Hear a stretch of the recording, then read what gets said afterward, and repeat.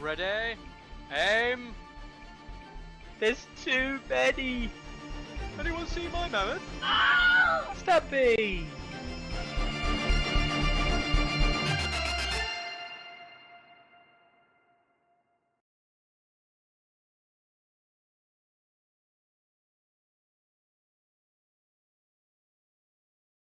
Hello! We're back! I'm back. Carlo's back. And for those of you who don't know, this is Luke. So, we're going to talk all about the fun stuff that went on this weekend, talk about all the different bits and bobs that we've got coming up as well, and all the bits and bobs that have happened. But first of all, we'll start with the classic thing that we always have to start with, which is Carlo, how are you doing? Oh. Hang on. 2 seconds. Still. There you go. My muted. No, you weren't muted. It was doing the wrong input. There you go. Hello. I'll try again. Always happens. Yeah, classic sound issues on Tourney ground every week. I'm pretty tired. I had to, take the day slow. shall we say that? Got back reasonably late. It was a lot of traveling. Really thankful to the DMG guys for letting me tag along with them. But it was a long minibus journey. But good chat on the way and stuff like that. But yeah, pretty tired from the whole weekend as a whole. But buzzing from it. It's great. Cool. And Luke, for those of you who don't know, Luke is the owner of Duke's Gaming, who hosts the event for the Welsh GT, and not just the Welsh GT, loads of other stuff as well. And one of the kind of TOs for the event. He's not just the shopkeeper; he's actually, really invested in Songwriting Fire himself, right? Absolutely. And, absolutely. Yeah, go on. How are you doing, Luke? Anyway, how are you? I'm great. I'm great. I had like 10 minutes to get home yesterday, so it was a long journey. To be fair, it was wonderful. I mean, spending 24 hours with these guys it's a joy. Having them second time round was just wonderful, absolutely wonderful. So yeah, really good. Just still riding high, to be fair. Mm-hmm. Hell of a weekend. Great fun.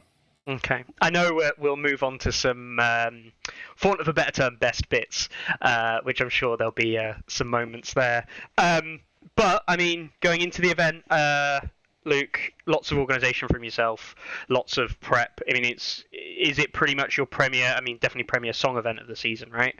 It's the highlight of the year, to be honest with you, for the shop. We've been going as a store for 5 years, so we've gone hand in hand with Song. Really, the Song's 4 years old now, 4.5. Yeah, give or take. Yeah. So please, it's not just me that does this. Kieran is a massive help on this as well. He is the driving force. As I said in my post earlier on Facebook, he is my hand to the king, essentially. Without him, it doesn't get done. So he's very important in all of this. But it's we started organising at least 6 months beforehand. Now we're organising already. So we've got March is the next one. We're already starting to put the wheels in motion for that because it's going to hit us before we even know it. Yeah, I mean, I was well impressed that not only did you announce, we typically people will announce like the next thing coming up, but not only did you announce it, but you even had like the poster and everything up ready to go, posted on Facebook straight away, being like, oh yeah, by the way guys, reserve these dates, 1st and 2nd March 2024, get yourself down. I was well impressed. It's the 2nd and 3rd of March. I mean, I already knew it was the 2nd and 3rd. It was all intentional plots. Yeah, that's 2nd and 3rd, all booked in, locked in. Fab. That's amazing. So fab. No, honestly, fab. So the event itself, obviously, Kieran. I did ask Kieran as well to come down today. Alas, he's on holiday with his family in Butlins, of all places. Well, that's what he's telling people. Really, he just really doesn't like Carlo. It was very, very tough, to be honest. Very frosty. Who does? Frosty weekend. If you could name one person that likes Carlo, Luke, you'd be name one more person. Me? I love Carlo. Why? Because he's currently the reigning Welsh champion, so I have to love him. It's part of the deal. Oh wow! I Yeah. didn't realise it was a contract. Yeah, there was money. There was money involved. I've got that one by default. One friend in the bank. It only lasts for 12 months. Oh, not even that. It'd be March, wouldn't it? So there we go. Just got changed. Yeah, fab. No, honestly, absolutely fab. All right then. So, the event itself, we'll go through. We'll talk about like the prep for it. Obviously, huge amount that you put place, Luke, from your end, and it wasn't just you. It was obviously loads of sponsors as well for the event. I won't ask you who your favourite sponsor was because that would be obviously not right. But what do you think the coolest thing that you got provided to you as a sponsorship was? Because it's pretty cool stuff. It depends. I mean, the coolest thing had to be when Beth rocked up with a freshly baked cookie from Daffodil covered in chocolate, and oh man, that thing was just insane. And as soon as that went onto the raffle table, Kieran was like, "Yep, that's mine." It was the first prize to go, so we had stacks. We had plastic crack. We had from Simon. I had some stuff I threw in from Dukes. We had some beautiful things from Art of War Studios. We had stuff from movie fans. We had just so much cool stuff. And then everybody was like, "Yeah, I want the cake." It was really cool. Yeah, that was probably the coolest thing. I mean, after a long day of gaming, who doesn't want a cake, right? Absolutely, and it's freshly baked from our guys that supply us in the shop as well. So that was really cool. It felt really heartwarming, really nice. No, that's awesome. That's really awesome. For those of you who don't know, it's Daffodil. There you go, up on screen there. So if anyone does live in the Welsh area, I use the Welsh area as a big term here. Get yourself getting some stuff from them because they're great. Cool. It's a 3-mile radius, the Welsh area. That's fantastic. That's good to hear as well. So, the event itself, smooth? Hiccups? Surprisingly, well, we won't talk about the one hiccup because that happened behind closed doors. No, you can't say that and then not tell us what it is. Well, we had a little bit. Well, no, I will talk about it actually because it's really important. We were expecting the delivery of the gaming mats on the Friday, and we were told at 4 p.m. Friday that the gaming mats weren't going to arrive until today. So while all the wonderful folks were travelling down, I was running around like an idiot trying to find gaming mats from the community to try and get those things ordered. And unbelievably, we had so many cool guys from the community jump in, threw in mats to the 6x4s, 4x4s. They were offering 3x3s. They were offering everything they could. And our local gaming group, Gwent Reavers, stepped in. There was an Aria, there was a Halo, and Gwent Reavers turned up with all the mats that we needed. And I was like, oh my God, this is amazing. So a massive shout out to Gwent Reavers for literally saving our skin at the last second, and sacrificing their Sunday to a degree because they didn't have mats for their guys. So it was really very kind of them to do that. Very kind of Gwent Reavers. That is actually, I mean, that is pretty amazing. It's really cool. Really cool. Lucky as well, I guess, in some regards. But otherwise, it was great. Everything went really well. Everything really went well, except maybe Alan moaning about the 3-3 split. But we won't talk about that. That's fine. I'll let that explain itself when Carlo regales us the story of how amazing he is at the most important skill in the world. In terms of the mats, I do have to ask the question now. Did they arrive today? And have you now got a load of mats? Yeah, in the store? Yeah. Well, it was future proofing. We've got mats for days now. Nice. So a massive shout out. Thank you for that, Tiny Wargamers. You guys are wonderful, beautiful quality mats. Thank you so much. And shame on you, Parcel Force, for being so slow. Naughty Parcel Force. Oh, delivery slow. Where have we heard that before? Yes, thank you, Tiny Wargamers. You guys are great. Thank you so much. Brilliant.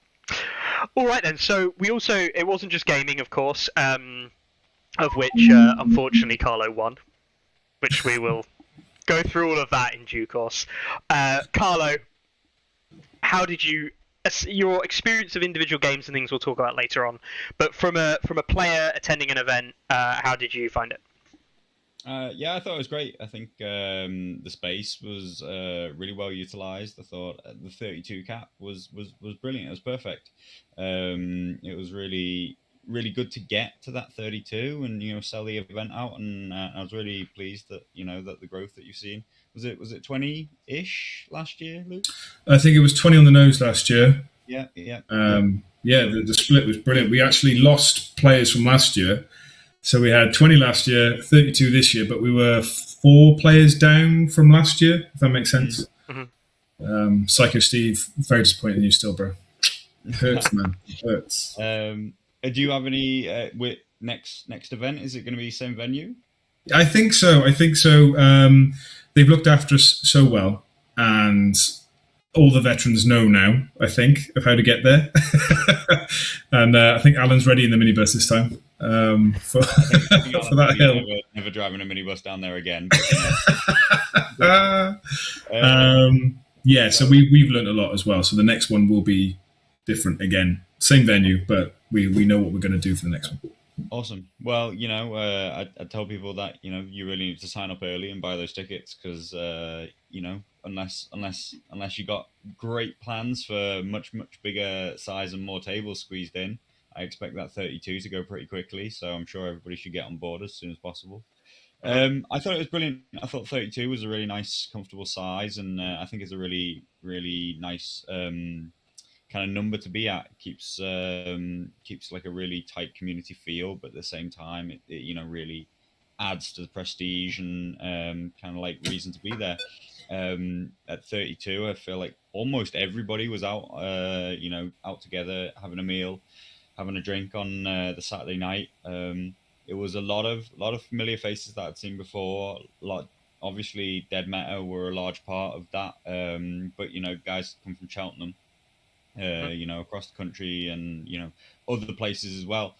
And then a number of Duke's Aces guys that I'd never met before, seen before, and that was really awesome to see your community out there and playing the event. So yeah, I thought it was a really, really good mix of players, really high caliber of players, a lot of strong lists. Yep. It was a tough event and really, really enjoyable to play.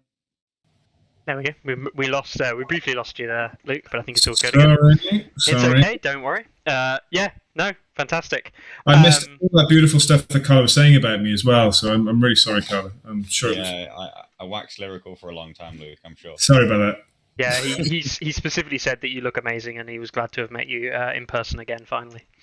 So, I mean, honestly, I thought Luke and Kieran did a brilliant job. I think the community aspect brought to it, the amount brought into spot prizes, making sure everybody's really enjoying everything, and got everything that they need at all times was phenomenal. I thought you were a great TO pairing together, and a brilliant event that I was really happy to be part of. Mm-hmm. It's great. Kieran's so much experience doing the circuit, so he sort of goes out there. He sees what he wants to have happen, and then he comes to me and goes, right, we're going to make this happen. I go, okay, cool. So he's got these beautiful ideas, and I've got the voice, and that's all that happens, really. I just shout at people, and he gives me the cool stuff. I will say, I was very impressed from, unfortunately not able to be there, but I was very impressed by, watching the, round updates. And it's not, if I want to check results, I just go onto stats, right? I'm the kind of person who will do that, so it's not a concern for me seeing results. But what I was interested in seeing is the storyline or any of the narrative or some of the cool things that were going on at the event. That's what I want to know, because for me, I know that I can follow the results online if I need to. So yeah, it was the little things talking about what the spot prize for that round was going to be for, and then the little bits and bobs that was happening on there. So even the silly updates with I think it was round 6 where you and Lee had swapped T-shirts or something like that, and I was like, I don't have any context for that, but this is what this for me was what the event was about. And again, it's less about the game and more a celebration for the community again. And I just think it gets just absolutely nailed by yourself and Kieran, including all the like silly video updates that Kieran was doing with yourself as well, which were brilliant. You know, and as someone who wasn't there, it felt like I could almost participate and almost join in. Yeah. Which is what I think is so important, and I think it again just highlights what the UK community is all about, definitely, and hopefully the song community across the board as well. Which is, it's not about just playing the game; it's about enjoying time with one another. You know, which is Absolutely. that. We're trying to push that for the tournament as well, Mickey. To be honest with you, is that it's not just, you know, we advertise as the best in the UK come to play in Wales, but it's not just the best players; it's the best people. Mm-hmm. You know, we got the like Amy, for example. She had a 0 and 6, but the smile on her face lasted for the whole 2 days. She had a great time. Played against New Army, she hadn't played before. I mean, to be fair, it was a close between her and my boys. I had like 3 of my Dukes boys down there. They're all sort of going back and forth these tables. But it's usually the bottom end that has all the fun, and the top end that is all the professionalism. But you know, it was the same both ways this weekend. There was a lot of fun happening at the top table. It wasn't just sort of cold fury as you're rolling dice and such. I mean, you know, it helps with the caliber of people we had. I mean, Lee and Carlo, Aaron was up there, I think. Did Aaron get the top table? Duffy, let's have a look. I think Aaron did get the top table. Oh, he may have been on round 4. Brian did, and there were some giggles up there as well. We had some fun. Yeah. That's what it's about, isn't it? It's definitely what it is about. No, it's fantastic. So yeah, the obviously the kind of like overall result there, Carlo winning, is obviously you're contractually obliged to say that that's a positive thing. Is it a plus for you? Do you think that what you saw was, and it wasn't just like we saw a Baratheon winner, we saw some Martells up there near the top as well, but then we saw a mix. It was Targaryen, Baratheon. You know, we're not getting the narrative of Free Folk Night's Watch dominance that has been a narrative for kind of like a lot of people to say. I think is, they just win games all the time. What's your kind of take on where the balance might be and how you feel about obviously seeing the game all weekend and how it kind of pans out? Well, I genuinely thought it was going to be flooded with Martells at the top. I thought the way the Martells have come out the gate with the tactics, the jiggery pokery that Martells are doing, I thought, yeah, it's just going to be flat out orange or red. Who knows what colour it is? But it's just flat out Martells. But yeah, to see, I think it really does come down. This is a great tournament to show the quality of the pilot more than the quality of the army. So you can take something like brand new out the box, like a Martell, and not know what you're doing with it, even though it's like on paper a tournament-winning force. Baratheons. When was the last time we saw Baratheons hitting that hard? I mean, Lee was at the top table for 4 rounds, I think. You know, he was going for that Grand Slam, baby. He was slaying dragons. Literally took on the Dragon List and defeated it. It is the pilot, 100% the pilot in this game. Mm-hmm. I definitely think, you know, certainly it's in a good spot where it definitely is. That is more the case. I mean, and you mentioned Lee there, and I again mentioned following it at home, and I was actually completely baffled that Lee had come away, and it wasn't that he was like slaying dragons. It's that he went through his first 4 games. He slayed everyone. He killed literally everyone for 4 games in a row. He was really good about it. He didn't mention it. He didn't shout about it at all. He was very calm and very concise about the whole situation. That's definitely not true. Yeah, like obviously, I think it's obviously brilliant to see Lee doing well. When especially with Baratheons, definitely. Almost says all of you are rooting for the Super Squig, apparently. So, sorry, Carlo then came along and ruined his fun. Well, I think it was ruined before Carlo came along. Fair. All right then. Okay, cool. Well, fantastic. It's fantastic to hear from you, Luke, as well. So we also saw the painting competition, which you mentioned before. we had, I believe, and you'll have to correct me if I'm wrong here, it was Mag the Mighty Army that won Best Painted Army? It was, and it was it was Fuzz won it last year, and he's won it again this year, which is great. So this year we did it as a public vote. So instead of getting the guys to vote for everybody, it was just throwing out to the masses to see what happened. And as I announced it during the tournament, it's because there was no blame for me. It was all the people's fault. It's not my fault. And even like halfway through, Kieran and I were like, can't believe how many people are liking and interacting with this. It was phenomenal. I think we had close to 200 impressions or something, like 200 clicks. I don't know the terminology. I'm not a clever fella on this. But like there was a few thumbs up and a few smiley faces and all this kind of shenanigans. So that was really impressive. And I think we'll continue doing that. I think the public vote seemed to be really interactive. People love to get on and do that. Mm-hmm. I think the winning army, I don't know if the number's exactly correct, but I think it got like 50 votes for the winning army, which is mental because obviously that is quite literally people not at the event. There are not 50 people in that room, so that means that people are interacting and people are looking at it, and that's what people want to see. And I think again it goes back to that, like being able to integrate the wider community without them even needing to be there. And they clearly, I'm not going to say it was a huge success that got loads and loads of people, thousands, no, but it got a lot more people invested in the event than were actually present, and that is a win. That is, every person extra is a win in my book. So 100%, and it's not even like a requirement for the tournament. Like some other tournaments that you can go to, you have to have painted things. That's a nice thing with Song. It doesn't have to be. So for you to go ahead and do that and then spend the time and then get that recognition from the public, I think is really nice. Really nice. Yeah.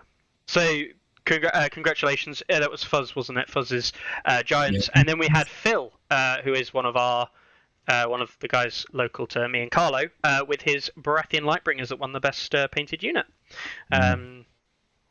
Baratheons, Carly in chat there says Phil's Baratheons was so good. A Baratheon winning the tournament, a Baratheon unit winning the painting tournament. I see a theme here. And it's yellow. Yellow's horrible. So well done. Yeah, to be fair to him, it's a solid yellow, and it's not.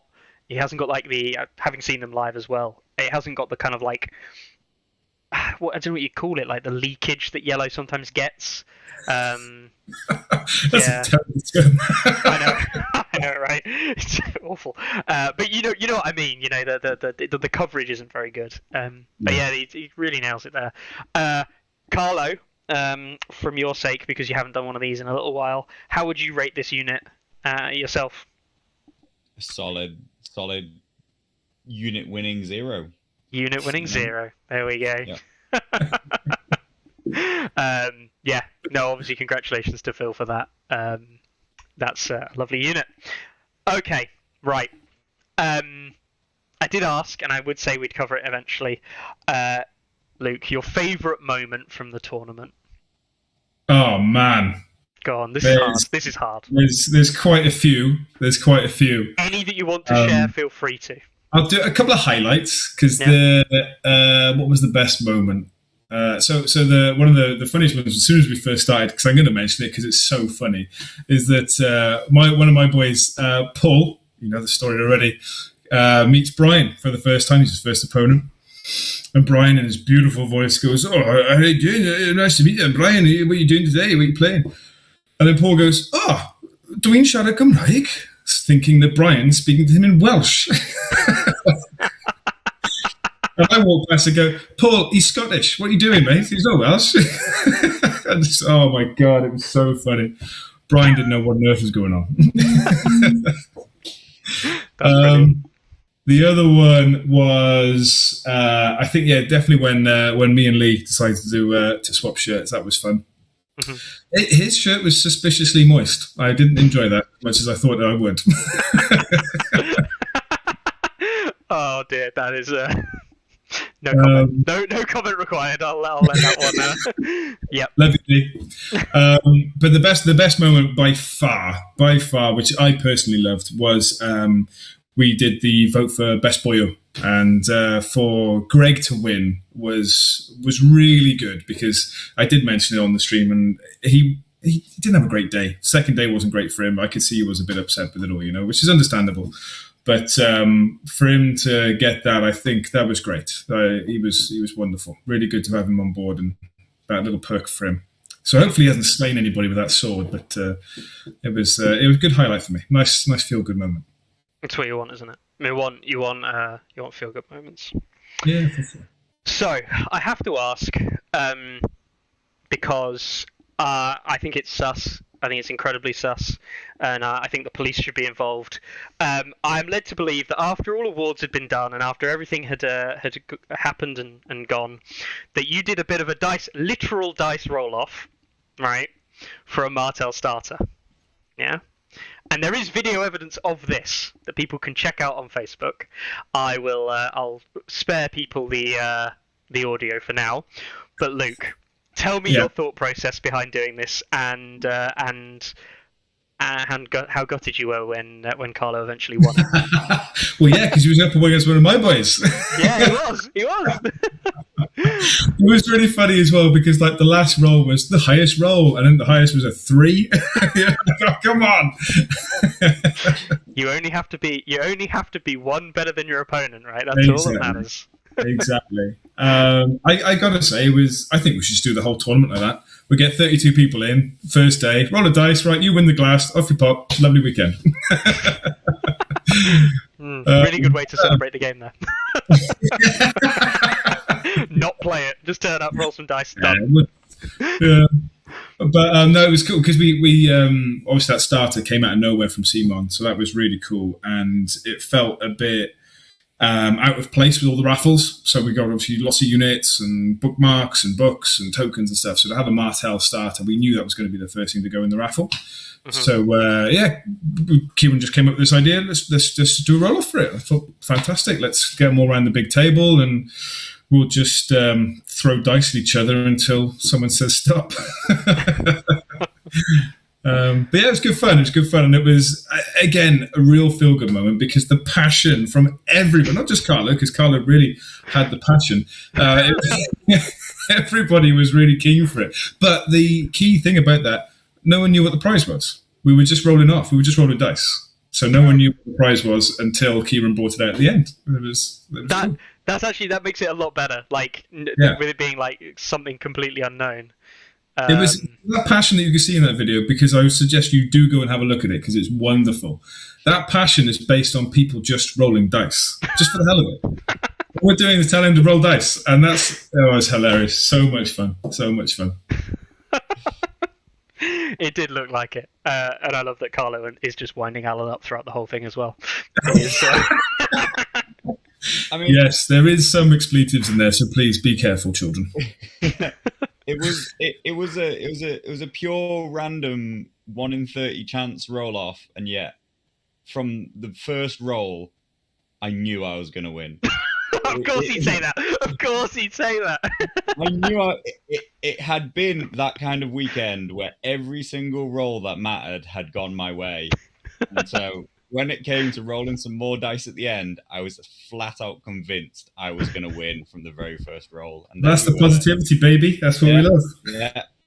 And I would have been heartbroken if I hadn't won, but I was I loved it. It was one of the most fun games played over the whole weekend. And as Alan makes it very clear, it was the most excited I had been all weekend. When are we going to Vegas then, Carlo? When are we going to Vegas, baby? It'll be a dangerous, dangerous trip. LVO next year, right? Yeah. No, fantastic. Well, honestly, the event, it looked amazing, sounds amazing. I am absolutely gutted I wasn't able to be there. These are up now, Mickey. Get yours now, mate. Come on, grab them now. I will have to do that. I don't know if my partner will kill me. With it Bring him along as well. Oh God, no! She wouldn't think of anything worse. She hates it, and I don't know why. I have no idea why. But no, it's a month before my wedding, so I might be not allowed out for a while before then, and I might get. Here's some excuses there. Come on, what's going on? She's even just said you're definitely not allowed. She's just got in from walking the dog. You're definitely not allowed. I know, right? No, well, I'll convince her at some point.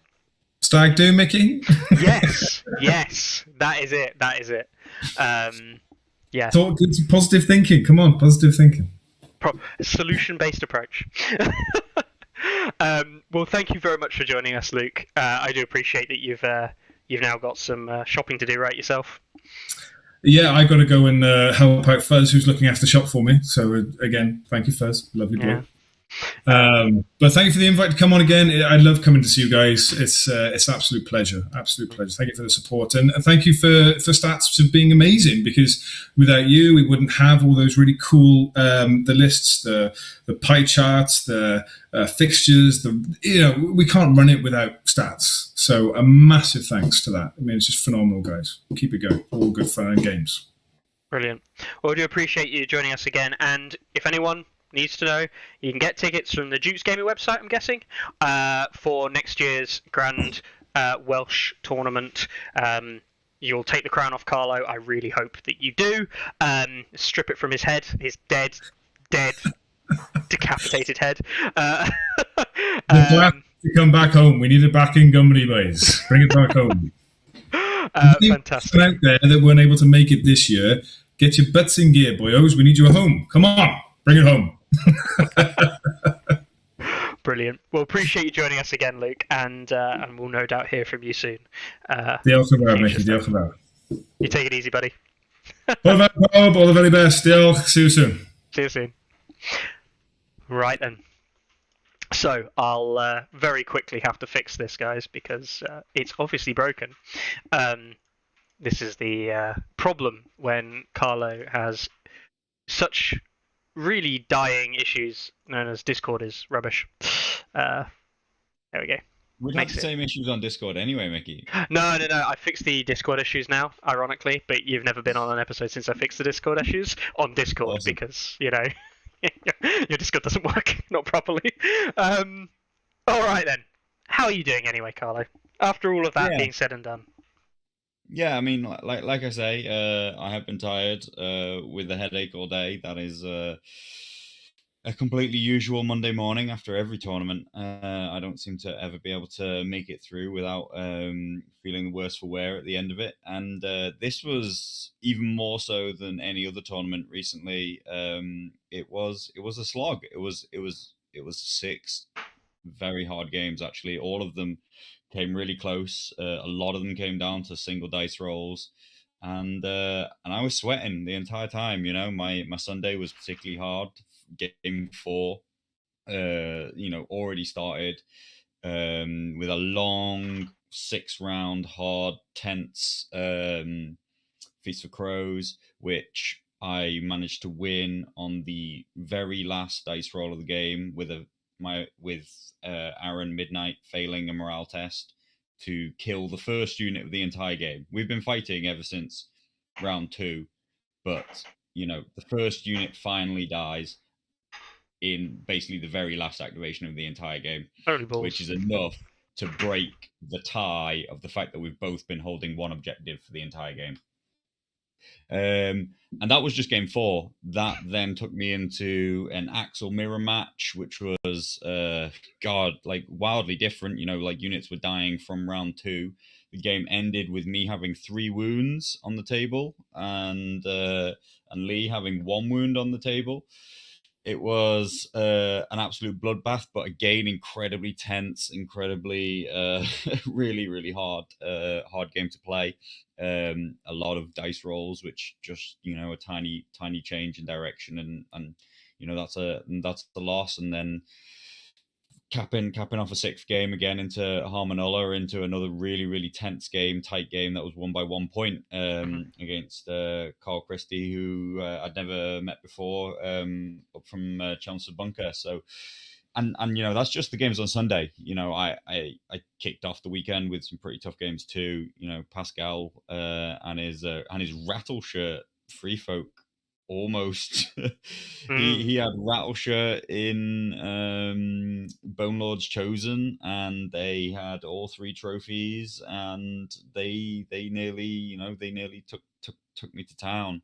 But it ended with me taking a charge on and passing a horrific Visage test as I charged in, which if I fail, I probably lose the game, but I pass.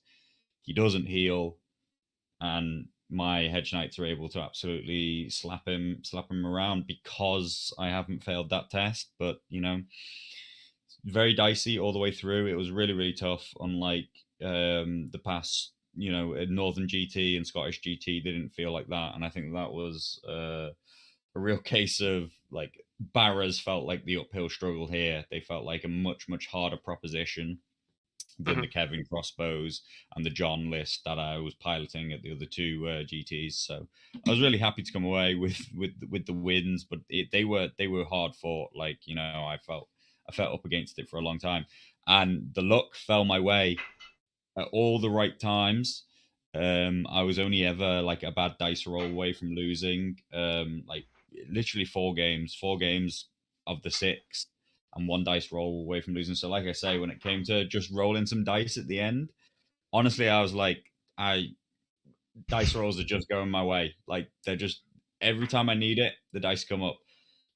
To say even that the game against Aaron, who ended up coming second, he was the only person who went 5-1.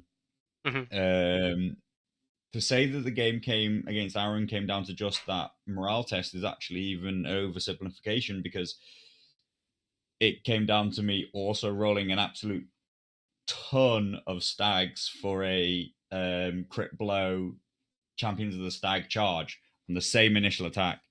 I rolled some dice, got absolutely no hits, got some charge rerolls, and bang, it was just like suddenly ballooned up into I think 9 hits off of my 6 attacks, and his Flayben died, and that was all she wrote. Win by 1 point, but yeah, it was intense, very, very intense. Nuts. So, Baratheons, obviously not the cakewalk that you'd mentioned there that perhaps Night's Watch or Lannisters had provided you. But what I was actually very interested in, if those of you have seen the stats here, Baratheons did come away with a very respectable 67%. And Loras and Axel, the two commanders you took, you weren't the only runners of both of these commanders. Both came away with very, very telling 83 and 100% win rates. We'll get onto the next one that I want to mention in a minute as well. But yeah, Loras and Axel both proving to be very strong commanders, and yet they're both commanders that we don't see that much of potentially other places in the world, or perhaps globally in the same way when it comes to tournaments. We see Eldon, obviously, we see a lot of rightful heir Stannis, and we used to see a lot of One True King. I think he's dropped off a little bit in popularity, but Loras and Axel proving that yes, they might not be Eldon, but they're just as good. Yeah, it was interesting because when I put my lists together, I was building. I felt like I was building for what I perceived to be the current meta. I do think that they were the best lists that I could build. But when I put them in and lists were revealed, like a number of people, like a large amount of people, were like, "Oh, are you like, are you not trying to win? Like, are you memeing with these lists?" And I'm like, "No, these are like the best thing that Barras can do, in my opinion." I'm not a fan of that Eldon double champs list. We've spoken about it loads of times. I don't understand why it wins, or like why people think that's good, because I think its offensive output is very, very low, right? So you're asking your opponent to lose effectively, right? Like you have no say over the game. You have no impact or ability to go out there and just like win the game. Now, these lists that I put together, like the Barras are still on that end, unless you taking like a Riders of Highgarden pikeman kind of list. Like Barras are never going to be wildly offensive. So you're always like basically need something from your opponent, shall we say, to choose to engage you in some manner, right? Like, but once you are engaged, like barrows are going to be a great value, a great value deck, great value units, all that kind of stuff's going to work in your favor. But you need something that makes the engagement start, right? And I don't think that Eldon list has any reason that your opponent should ever want to choose to start the engagement with you. Loris, on the other hand, in these Thornwatch, they give that Renly side just a little tweak, such that like there's a reason to engage them, because as long as you're nice and assertive and aggressive with that Loris, they can be a real, pardon the pun, but a thorn in his side, right? Like they're maneuverable, but they've got crossbow level damage output in short range. Plus they've got expert duelist, being able to attack, retreat, heal. Like they can do a whole lot of stuff. Now I'm complementing that with like a lot of relatively common Baratheon things, right? Like it's still coming in with Champions of the Stag, very tough there with the Glory Seeker. This list I built specifically because I really wanted to have Olenna, right? Like that was like basically the requirement. Was I wanted Olenna. Once you picked Olenna and you're going Renly side, you might as well take Courtney, Baelish. You could. I still just think Baelish is probably your third best choice. But when you're running Loris and you really want Overgrowth is one of the single best cards in the entire game. Eldon NCU becomes a pretty good choice instead of Baelish too, because digging for that card can be really, really useful. Outside of that, like that Eldon, that Renly side, particularly if I'm going to buy a 5-point NCU, you're not going to get to 5 units without it just being like total spam trash. So you're going to play at 4, and I like that setup. I wouldn't change it. I was pretty happy with how this list kind of piloted. On the Axel side, I think that the bones of the list, the two Dragonstone Nobles, the Lightbringers, take or leave Davos for now, and then a command bunker which has wardens in it. We'll just call it that for now, and then you've got basically 7-8 points left. Now I like Hedge Knights particularly at the moment. Like they're just straight up my favorite unit. Like I just think value wise, that's like the first set. Like if I have 7 points, it's Hedge Knights. Yeah. Now what I went with Axel, Commander, and Mel. They're a pair together. Like if I'm not taking Mel, I'm not picking Axel. Okay. But if I want to go Axel, then I'm taking Mel. So they come together. I'm not gonna spend another point on the Jaqen combo, in my opinion. I'd rather spend that 1 point on Davos in that Lightbringers, because the supply aid is really, really valuable to help redistribute wounds after you take them from Mel yourself. Also, because of True Loyalist, he can redistribute the wounds without his attack profile basically dropping off at all. If anything, he's actually more powerful rolling 6 dice that hit on 3s with rerolls than he is rolling 7 dice hitting on 3s with no rerolls. Yeah. So that True Loyalist bringing even more value to that supply aid, I think he's a really brilliant 1 point spend. Patchface, he almost never hit a card all weekend. I'm pretty sure I played each list 3 times. So I almost never hit a card, but I think you have to understand that there's a lot of value in knowing that a certain card doesn't exist, as well as actually stripping it from a hand. I would say about Patchface from my own experiences is it's like it's high impact cards, right? Like I'll use an example of Lannister. You can Patchface counterplot. Now, do you actually want to hit counterplot? You don't care if you do or not. But what's important is you know that they haven't got it in hand. And then you know that your card, like a Final Strike, is going to work for you. Really useful if you know you're about to get fucking completely kablamoed by something like a Knight Sarkastic Rock Charge. There's on the vice versa in the mirror. You're doing these these hedge knights charges, and being able to know that there isn't a final strike working around the corner, waiting to kill you, is again quite important. So yeah, I agree. I think patch face has value, but it's not the value in discarding. It's the value in the information it gives you. Yeah. So yeah. I mean, I think the bones of this Stanicide list can run quite a few different things. Mel could easily be Crescent. I think the Crescent has some value, but if I was running Crescent, I wouldn't be running Axel. I'd probably be running One True King. I think that One True King also has great play in this. One True King in Wardens can make them very, very scary, but so can Axel. Actually, can make Wardens unbelievably tough to shift. You're now talking about a 3+, 4+, because that Stalwart is pretty valuable on a 6-up unit that already has great save, and the intimidating presence really doesn't want to be underestimated, particularly on a unit that can just get into somebody's face and stick around. He ended up being really clutch in the Axel versus Axel matchup, and what I like about this list is it has some really fancy explosive plays involved. Fiery Resolve being the biggest, most important part of that.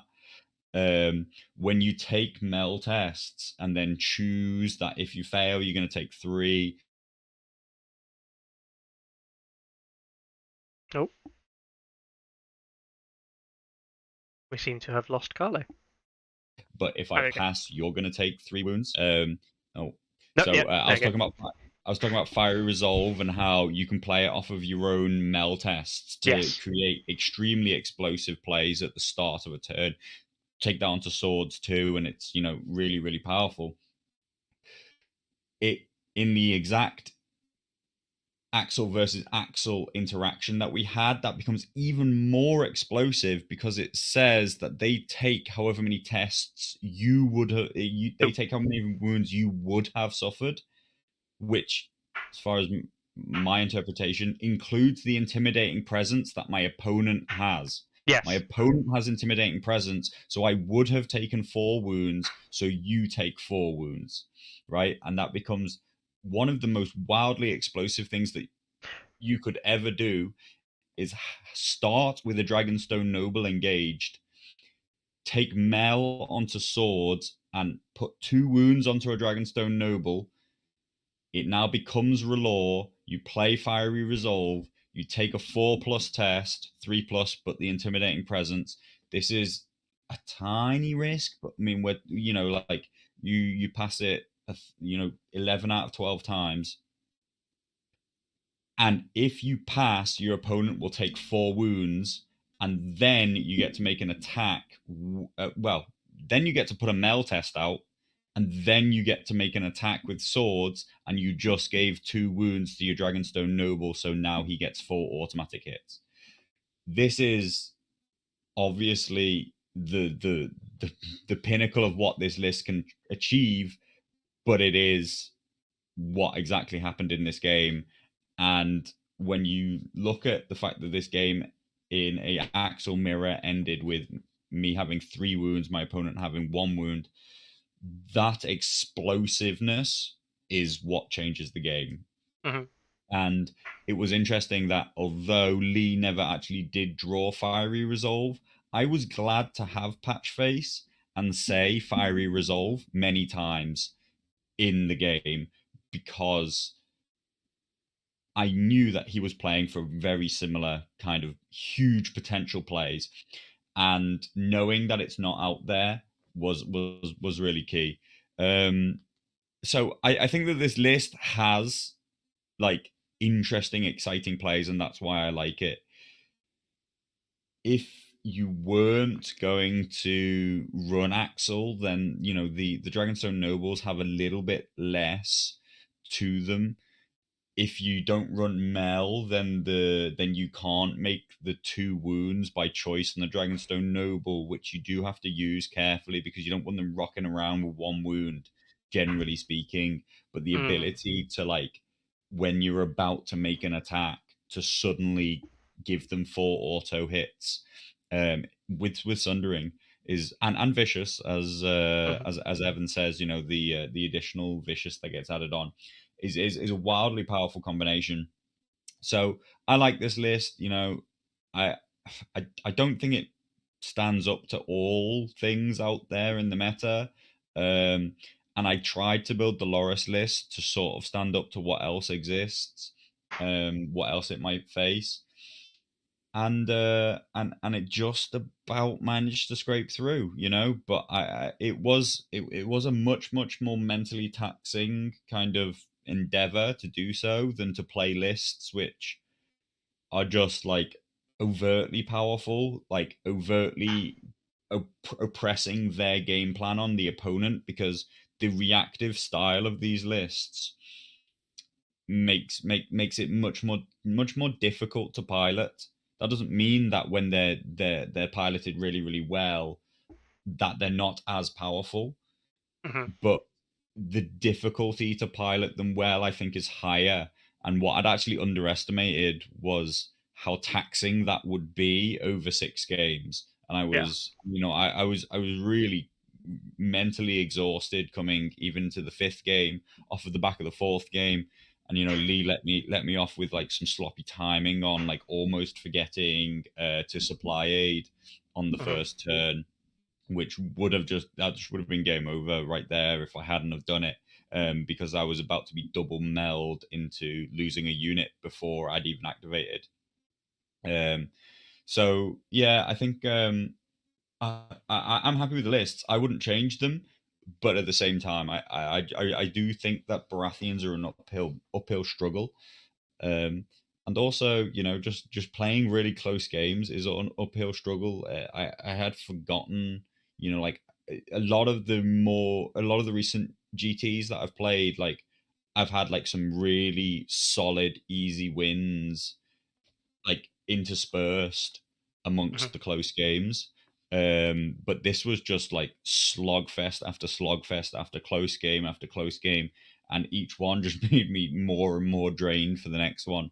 And it felt like it was more than 6 games. You know, it Yeah. felt more like when I was playing fucking 9 games at US Nationals, right? Like the same kind of like not good play inducing kind of a Song of Ice and Fire, right? Like Mhm. it becomes an endurance event rather than skill based kind of event. Yeah, no, definitely. And I think that's the difference between like the more high end games and the high end lists versus the mid tier that we would call it, right? Like, these are good lists by Baratheon standards, but they're not like this is not the kind of thing that you look at and thinking that will win games. Like, I saw your lists and I was like, cool, right? I think the lists are good, and I know that you're this format. You were testing this kind of format without the Hedge Knights, I think, in the local club a little bit.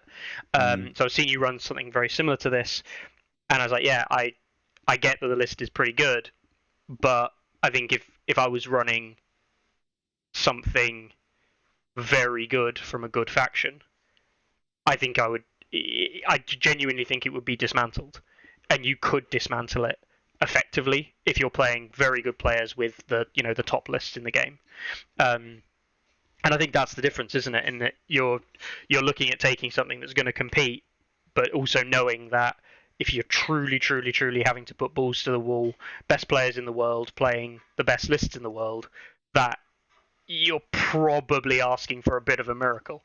And because of that, it means that you get good players playing good lists. That becomes difficult rather than the cakewalks that you perhaps used to with perhaps some of the Night's Watch stuff, or to a lesser extent the Lannister stuff that you brought to Scotland as well. Because I mean, the Night's Watch in comparison to Northern GT was a cakewalk, right, compared to this.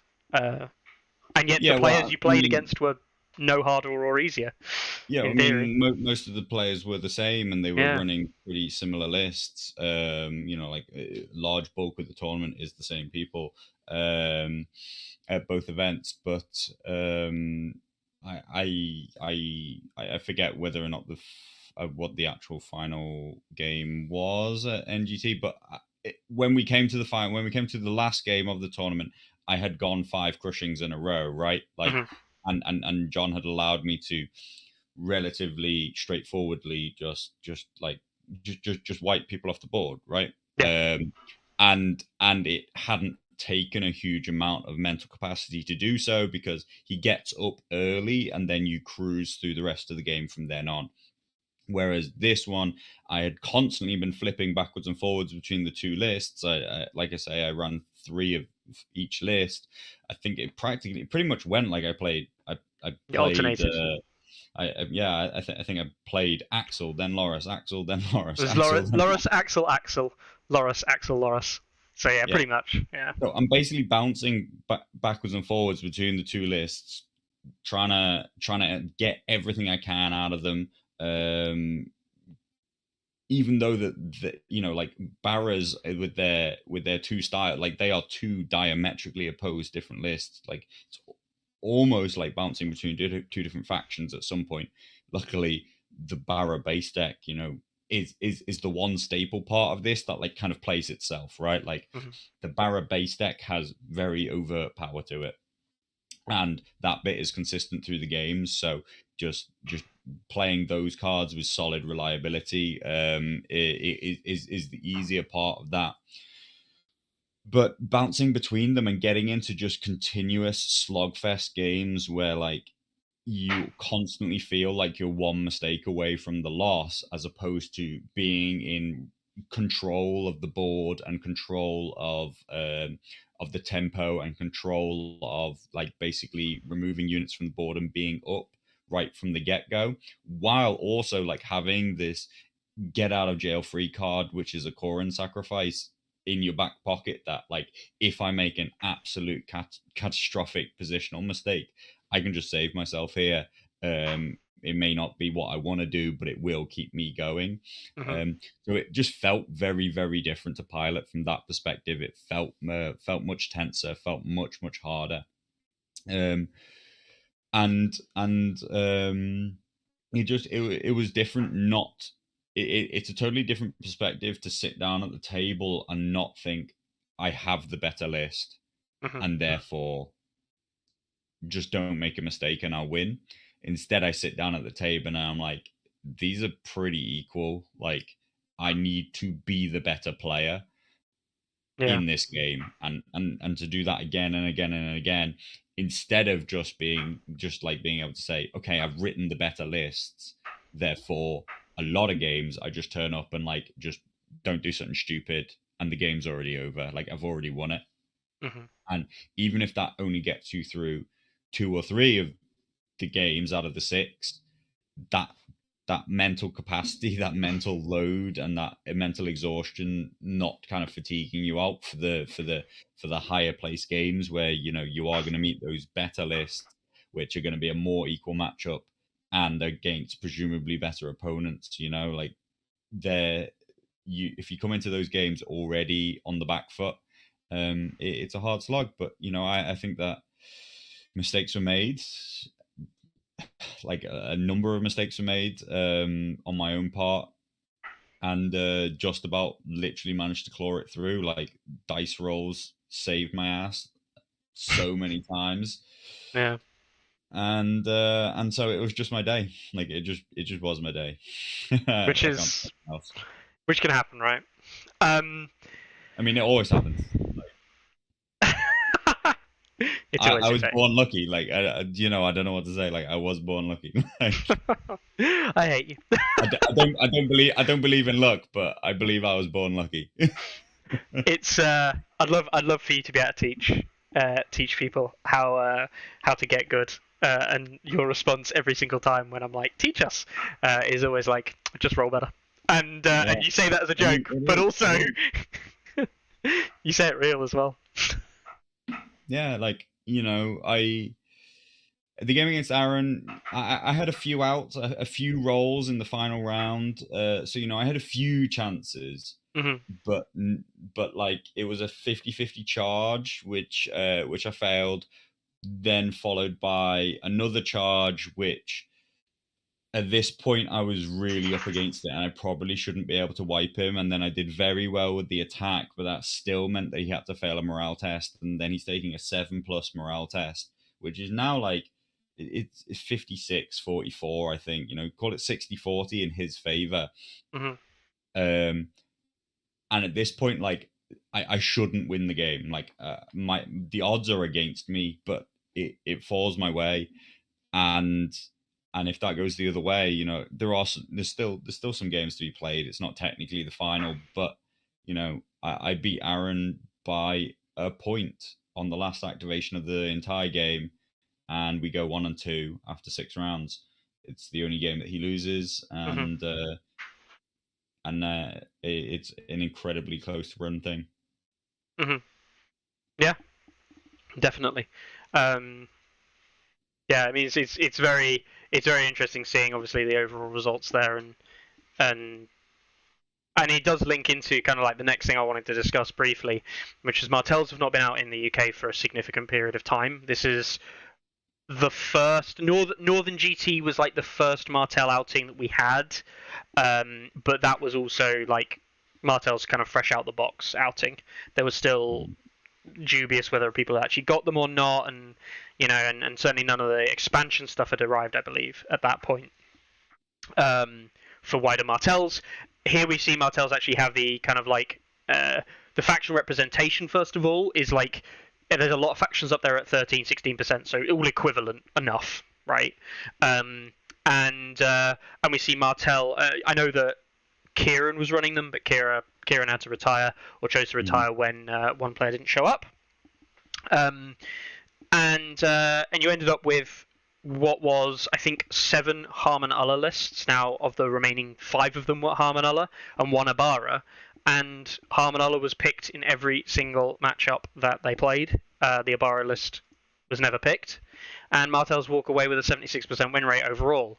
Now, again, we're only talking 3 players across 30-player tournament, basically. So it's not a huge proportion. It's a lot harder to draw conclusions from it in that sense. But we do see a 76% win rate with Harmon Ulla. I'm not going to say, do we think the faction is a bit one-sided, skewed towards Harmon, anything like that. But you just mentioned before that you're looking to venture into Martell. And I guess my question would be, are you looking at Martell now thinking there's some unexplored space there that you want to try out, there's things that you think might work that aren't being tried? Or are you literally just looking at being like, Harmon Ulla's obviously the best and it's kind of really obvious? No, I think that Martells, unfortunately to me, are a one commander faction right now. Like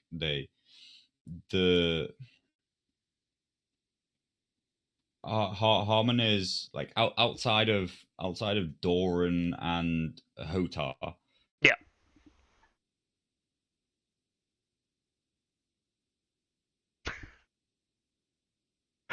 Right. There we go. Corp. Yeah. Outside of Hotar, who technically costs you, I don't know. You could. It's hard with the Doran part of like the commander MCU package, right? But like, put Hotar to the side for a second. Harmon is the best attachment. He is got not just like the single best card, but probably the 3 best cards of any commanders in Martells. At least the 2 best cards.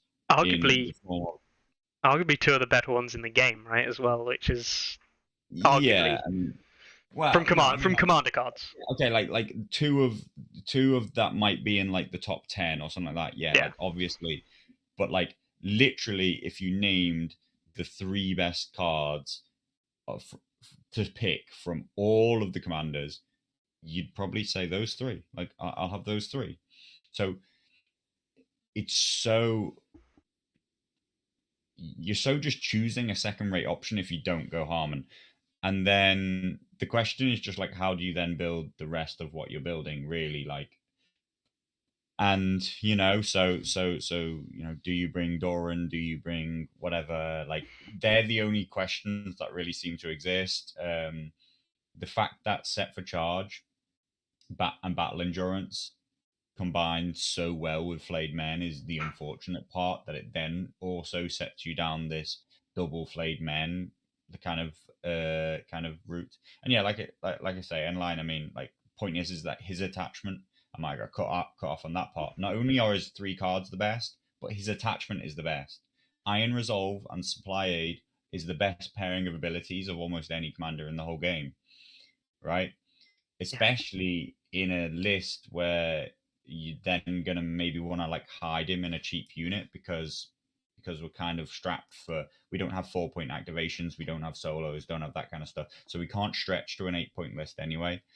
So I saw a lot of the same list, Harmon and Spearman, flayed men, and then what I was seeing was the Starfall Outriders, which I think are a solid pick at 6, with their rally cry being kind of like the significant part that kind of like just tips you just over the edge in terms of like spiteful truce, supply aid, and rally cry are all just making like the others so almost impossible to kill.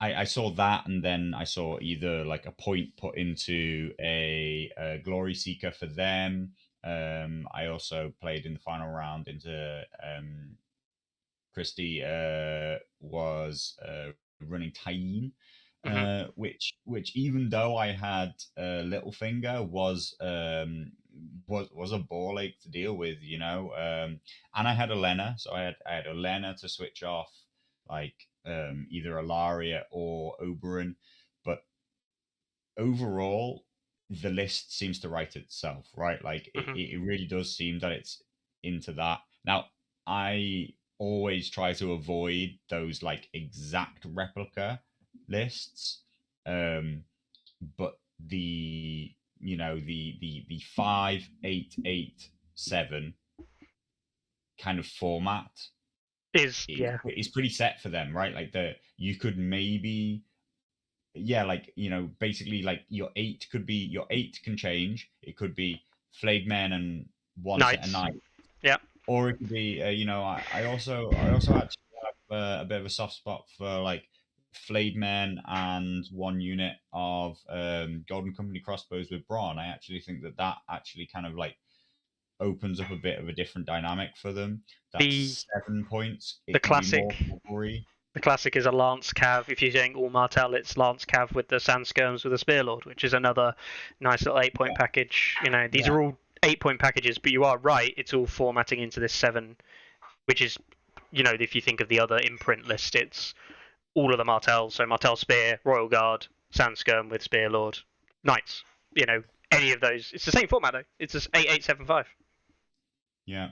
So now I do think that maybe the only other thing that really has something about it is maybe Doran Commander, Aerohota, and his charge. What was the charge called? Coordinated. He's got Furious Charge for the vulnerable, and he's got Coordinated Assault, which is the +1. Coordinated Assault. That's the word. Yeah, +1 hit for each rank. Coordinated Assault. In various different units that like can be made available to him are all really nice, abilities. With that Furious Assault for that vulnerable makes you have a really, really dynamic offense, and you get it for basically the cost of 1 point, really, because I assume that you're buying an NCU for 4, right? So what you get is you get an NCU for 5. But that is actually, like technically 1 point more than all the other commanders cost, because all the other commanders cost 0, right? So it's a weird place for it. And it has an okay ability to be able to then like turn that Hotar unit into a real high maneuverable, high impact piece. But the cards are such a different world to what you're getting with Ulla that I think it's a bit of a hard sell.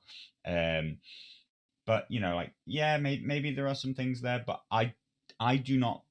To like your original question, I don't believe there's something that's been unexplored with Martells. I don't think that Martells, um, like I don't think people have just like looked at the flayed men and then just gone, yeah, that's good enough. I'll stop there. Like I've personally seen people experiment and stuff like that. And I spoke a long time actually with Midnight about how he had come up with his own Harmonola list, which was using the Sandskirms with the Spearlord. And it felt not wildly dissimilar to when I like went to the Northern GT and like I'd kind of thrown together the John list, the Ranger Danger list, right? But I also felt that I'd also built my own list which had value, and I thought it was good. But then every time I sat down at the table and saw the matchup and saw what was going on, I was just like, yeah, but the John list is better for this game. Yeah. Yeah, but the John list is better for this game, right? Like, and the John list is better for every game. And so that's the problem is that it ended up being better for every single situation that I could think of, and therefore the second list just had no value. And in the same way that this is very, very similar to this Flayed Men list, and the Flayed Men list is just better into almost every single matchup that you're actually going to see, right? Like you could create a matchup where this has more play, but into everything which you actually see on the top tables of tournaments, which is where you want to be writing your lists to be their best for, it just didn't materialize. It just has no value in the pairing, and so I don't think it's for a lack of try that like that Martells see just one commander see play and just one list format effectively see play. I think it's a lack of viable other options, which is part, like commander wise, it comes down to the fact that Ulla dwarfs the other characters. I don't think that the others are bad. It's that Ulla is, unbelievably as a single piece. You would pick Ulla, like outside of Varamir, maybe I would pick Ulla as my commander in almost anything, right? Like, put him in any other faction, and I'll pick him, right? Like, it's the Mance. It's the not season 1 Mance, which was obviously a different thing entirely, but it's actually almost harking back to 2021 Mance when it wasn't the best thing in the game, but it also genuinely felt like playing anything else was a non-starter into the top stuff in the meta at that time. Like, so you end up, yes, Mance ended up being this huge dominant problem, but he started off as being kind of like third, fourth commander in the list, but so clearly head and shoulders above the other options. And it was like, there's no scenario where Mance is the worst, is not the best pick, but I also need to play him into the stuff that's actually strong, because the other stuff that's strong, or the other stuff in faction, isn't good enough into the other good stuff. I think, and you can sort of say the same with Drogo, except that like Drogo's a bit of a different case, because Drogo is like feels like he's the only commander that's working well within his faction, and yet the opposite, the inverse, is actually true of Harmonola, which is that the real problem is that he doesn't even empower Martells. What he empowers is he empowers neutrals, and so we're not even really seeing. Here we go. Here's the reality of it. Harmonola is what neutrals could be if their deck was good and they had a good commander pick. Like, it's as simple as that. Like, that's what neutrals would be if they just had one good commander. And because he's effectively playing neutrals, like his 5-point unit that he's in himself could be anything. He plays these double flayed men, and I think we do. Don't get me wrong, Cutthroats as an example of a 5-point unit, you might put him in a decent, but like I think we undersell the power of that 5-point unit Spearman. I actually think the Spearmen, while not being an amazing unit on their own, they are almost exactly what you need in a 5-point unit, in that they're a lovely support piece that looks after itself with the set for charge as well. They don't just get killed like Cutthroats might, While also that 3-inch shift is actually really nice, as I'm probably sure you'll be ruining. But yeah, I agree. It could easily be like it could even be Bolton Blackguard if you're playing neutrals. Like there's Sure. there's a point There's a that point can be spare. shaved off here and there, right? Yeah, like, definitely. And then like that would be annoying as fuck, actually. Yeah. Yeah, and then you can't even go after that unit. So I think that like Harmon Ulla is an issue, not for the wider balance. Not for the interfactional balance, not for top tier game balance. But for he's internal. in the discussion. He can win tournaments, he can win games, he can go far. But he's that Mance issue. Yeah, as you say, back when like Night's Watch, back when Awful. Starks and Freefolk were your like two competitive choices, and Mance was considered maybe slightly B tier to the Howland Rob combo. But what he was the only option. That was Harmon Ulla. No, sorry, it was Harmer back in the day. Jesus, Harmon. Yeah. But even like Othel's reign, and it was Mance in Othel's reign, right? Is the equivalent time again. It's what John felt like Night's Watch players were doing last season into Mance, and similar kind of problem. It's these middle, not the best in the game, not the best of the best, but a faction that's decent feels like it ends up with one option in order to compete. Yeah. Whereas, something like Starks doesn't even have one option to compete. It has Great John and Eddard to attempt to reach, which is not the same thing at all. To the point where like I genuinely couldn't tell you how good the other commanders are. Yeah. Like they're just not as good as Ulla. So like, I mean, maybe a bar is okay. Well, we were having this discussion on Friday night when I was at games. Both of the guys trying out different faction commanders, as you know from your experience with Dan. Dan has been trying to get a win with Ibarra. You know that one because you didn't help him at all. But guess what unit Ibarra ends herself in? He gets his win against John, and what unit does Ibarra find herself in when he picks up the win? It's the unit Cutthroats, that really well-known Martell unit that she works best in. I wanted it to be Royal Guard, but I kind of knew that it wasn't gonna be. No, it was that 5-point unit from neutrals that again, neutrals just end up being. I'm not gonna say they overshadow in faction units because I don't actually think they do, but if the combos fit right, you are right in saying that actually you can just take a good unit and give it the right combos, and neutrals have good units, or at least passable units. So obviously still a tournament win, so congratulations, Carlo. Is that 3 for 3 on the GTs this year? Yeah, that's a clean sweep of the non-nationals GTs. Sadness. Not sadness for you. You must be. It was happy. It was one of the reasons that pushed me over the line to making the trip out to Wales. It's a long journey, but seeing that it was going to be good numbers, attendance, that there was going to be strong entrance there. It was going to be strong competition. Another good 32 player GT. Why I didn't want to let somebody else be able to say that they won one when wow when I was able and capable to go and give it a go. You're going obviously you are going to try, so I'm not going to ask the question if you're going to try, but 4 for 4. Is that the plan? I mean that'll be a real push, but I hope to perform well at the LGT. That's just Mm-hmm. I will be going there with that intent.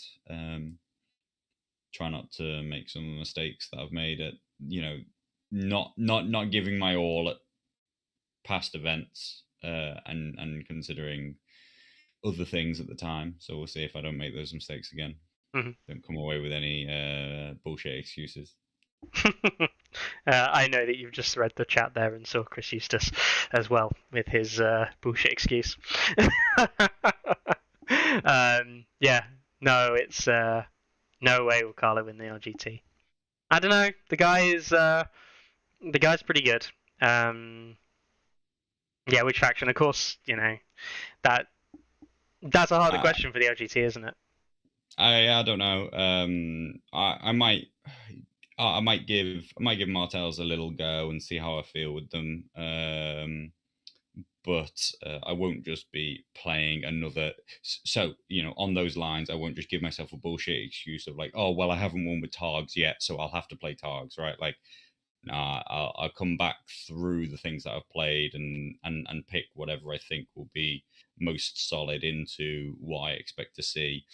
So like there's 4 to 5 factions that I do play, but I'd write Targs off as a no. And based on those experiences with Baratheons, I'd say that's too much of an uphill struggle to play a 7th round into like more stiff, tough competition.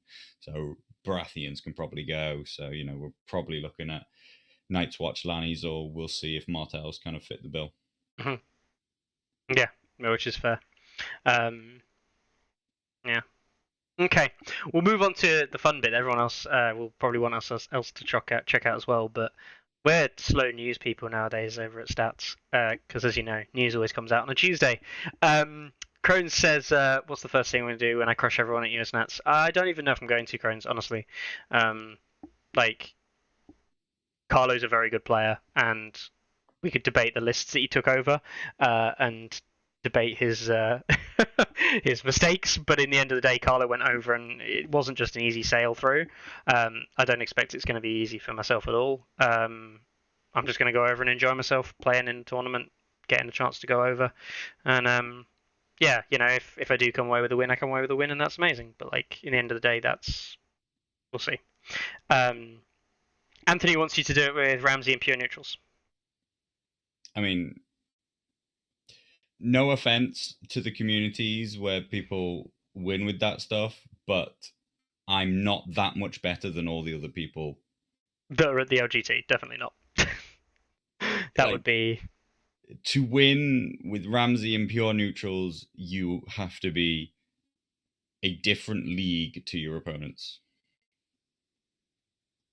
And that's just not going to be the case at the LGT, right? So give mad props to people who are winning, winning in your local area with them. They are hands down a different class of player to their opponents. Definitely. Right, should we dive into the actual fun stuff for today and the actual new things? I don't actually know what the fun. Wait, are we still on the leaked pictures?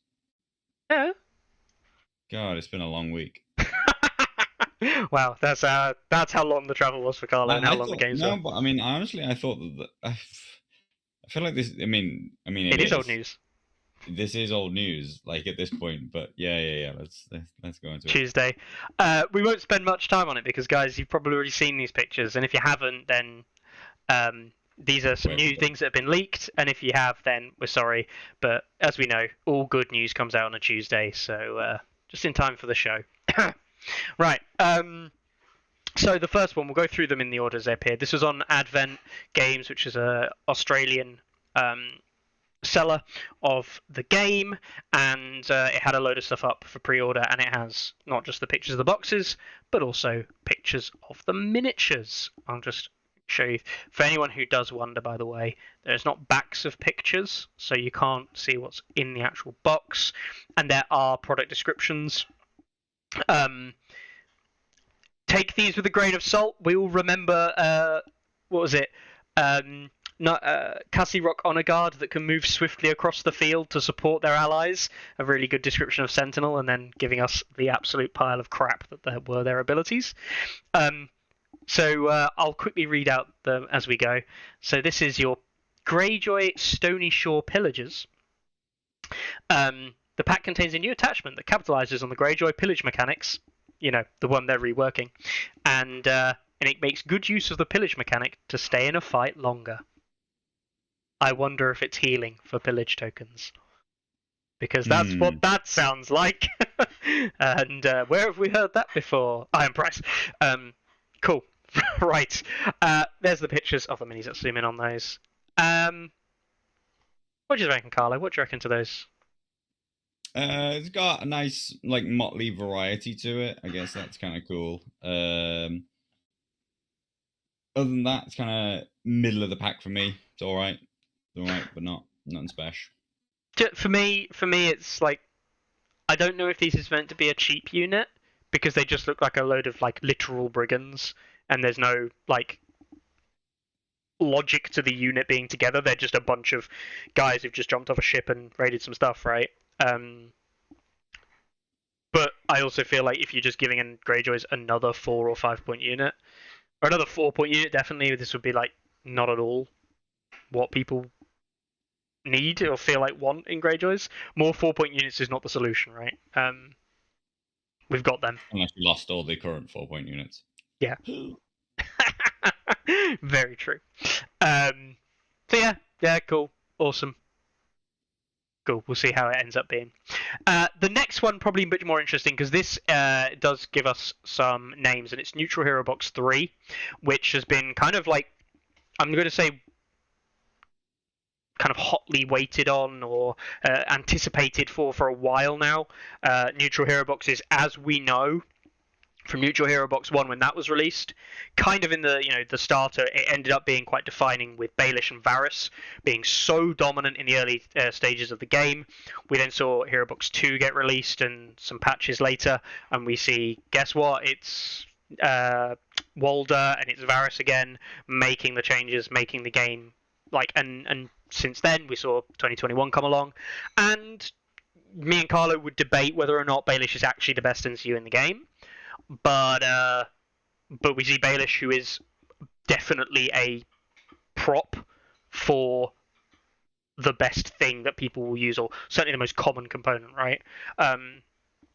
It is scary how often that Baelish appears in lists now, even if he's not the best, and I have talked recently about how I don't think he is necessarily the best, but the reliability that he brings as a third NCU is hard to beat when you get down to those third NCU decisions. There are some factions like Night's Watch, obviously Free Folk, Martell even now debating whether or not they run them, but your Greyjoys, to some extent your Starks, your Targaryens are not looking away from Baelish very often. So yeah, difficult stuff there. Anyway, this is actually quite an interesting one. So we've got Arya Stark, Shay, and Sandor Clegane, all bound for the wall under the watchful eye of a Night's Watch recruiter. I assume he's not in the box. And we also get the 2 Stormcrow commanders, which is definitely interesting because that's 2 Stormcrow commanders and no Golden Company still. I don't know if we needed more Stormcrow commanders, or if Dario was just proving that he wasn't synergistic enough. And we also see, and this is where we do get a bit of a mix-up for it, we see 2 kind of fan-favourite lore characters entering the game as well. We have got, and I'm going to guess at this a little bit, Arya Stark on the left. What looks like, I believe, and I can never remember the right way around, if it's the Widower or Joachim, they're the 2 Stormcrow commanders. So I think this one's the Widower. The far right, with what looks like to be the kind of Glavy style axe, is going to be the other one, Joachim, or the Widower. Then one in, clearly Burnt Face Man, and if you hadn't already recognised the armour, it's Sandor Clegane. Shay on the right as the voluptuous looking woman, and then you've got 2 generic blokes in the middle. One of them looks very bedraggled, both prisoners, and we believe that this is Rorge with the helmet and Biter, obviously with the guy with the teeth, who are the 2 guys travelling with Yoren when Asher's going back up to the wall with Jaqen, and Jaqen's in the prison with these 2 before they get released, who then go on to join I think the bloody mummers or like the shit that's going down in Harrenhal. They're bad people. Rorge and Biter are bad people. I mean, first of all, the sculpts. All right, yeah. All right. Yeah, I mean, solid variety. That you can pick them out from like could be almost anybody. Means that they're doing part of their job right. Yep. Assuming you have picked them out right. Oh yeah, could be completely wrong. Yeah, that's possible. But considering that like these characters could sort of come from anywhere except for the few named ones, that you can kind of point and say, yeah, they're the two Storm Crows, they're the whatever, yeah, that's Clegane. Kind of they're fine. Yeah. Endline likes his Arya. Yeah. Arya very similar to. It's not the same pose, but it does feel very similar to the Stark version of Arya. In a lot of ways, which is good. It means the kind of like consistencies there. For me, there's a couple of things here, which is NCU wise. I think it would be fair to say that Shay is most likely going to be an NCU. She could be an enemy attachment unit. She's definitely not going to be a friendly attachment. And I think the other NCU that we're likely to see here might be Arya, unless it's like a Rickon Osha type deal with Arya Sandor. But like NCU wise, it really only feels like Shay is the NCU that you'd expect to see in this box outside Arya. Yeah. And So all neutrals need as a faction themselves is one more 4-point NCU. they do. They literally do. That isn't the handicap of Walder, right? Yeah. Like, what they need is one more 4-point NCU who isn't one of their best commanders, and who knows, they might become playable. Yeah. We'll see there. We will see. I don't know. I'm actually. This is probably, and it sounds really weird when you say this. This is probably going to be the most defining box of the set that we're seeing of recent ones, just because any of these commanders that are really good can see play in other factions, right? You've got to remember that. Everything here is going to work in Starks just as well as it can work in Martell and Lannister. If it is good and it is genuinely good, it might see play. What I am actually super interesting. I am super interested to see if they release Targ versions of the Stormcrow commanders, and whether or not those Targ versions of the Stormcrow commanders will even remotely help Targ. Answer, probably not. So, yeah. Yeah, I do think that the whole box, considering this is like Neutrals 3, it does feel a little bit underwhelming to me. Especially... Sorry? I was about to sneeze there. I think that, especially considering like lots of people, while this has some segues into things around Harrenhal, etc., and we do have early Hound and Arya and stuff like that, or like like middle Hound, shall we say? Yeah. Loads of people, really desperate for like Brotherhood without banners and like much more like fan favorite stuff. This isn't like a oh my god, it's finally here kind of moment for me. It's kind of like yeah, okay. Yeah. I actually think that like the most impressive thing of this box is Rorge and Biter almost, because the characters are meant to be like just really bad people. and having them in the game as attachments that might do something kind of like that, 1-point attachments that actually make a unit absolutely brutal might be a good thing for the game, because you might suddenly be looking at 1-point attachments that are worth picking up. Right. That is a positive thing. That's wildly optimistic. It is wildly optimistic. I'm allowed my optimism. Damn you. Stop being real. Right. Next up, we've got the House Umber Ravagers. Now, there isn't really much to say about these, apart from this is the level of beautiful description we get. This would be the first cavalry unit for House Umber. There you go. Allowing players who enjoy fielding House Umber to fill their ranks with something much more mobile. I don't know how you can write such a generic but also not incorrect statement. And these guys here, and I think there's been a lot of love for these. People have already been saying that these could well be, and these do look good. I'm personally not overwhelmed by them. Okay. Like they are, yeah. Like maybe they come out a bit better in the flesh. I'm not a big fan of the Northern Chunky Boys. Like I just don't like the look. It's a bit too much for me. Maybe they're cool, but I don't know. They just look like fake champions of the stag to me. Go back to your Stormlands. I think they are good. I do think they're good. I mean, one of the things that we've always been quite impressed by, which is ironic because it's also the thing that they're worst at as well, is that the horses that they do in the game are really good, and they've continued that, doing kind of like good horse sculpts now with a bit more dynamism.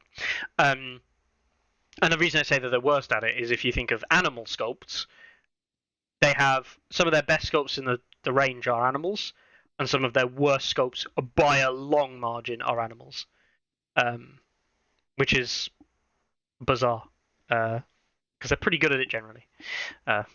Please don't let me get the Shadow Cow again. I think it's the worst. And the Derpy Lions. House and Ravagers, I think those are very popular. And Cavalry for Starks, which is always going to go down well, even if they are like 7 or 8 points and just compete with a load of other stuff.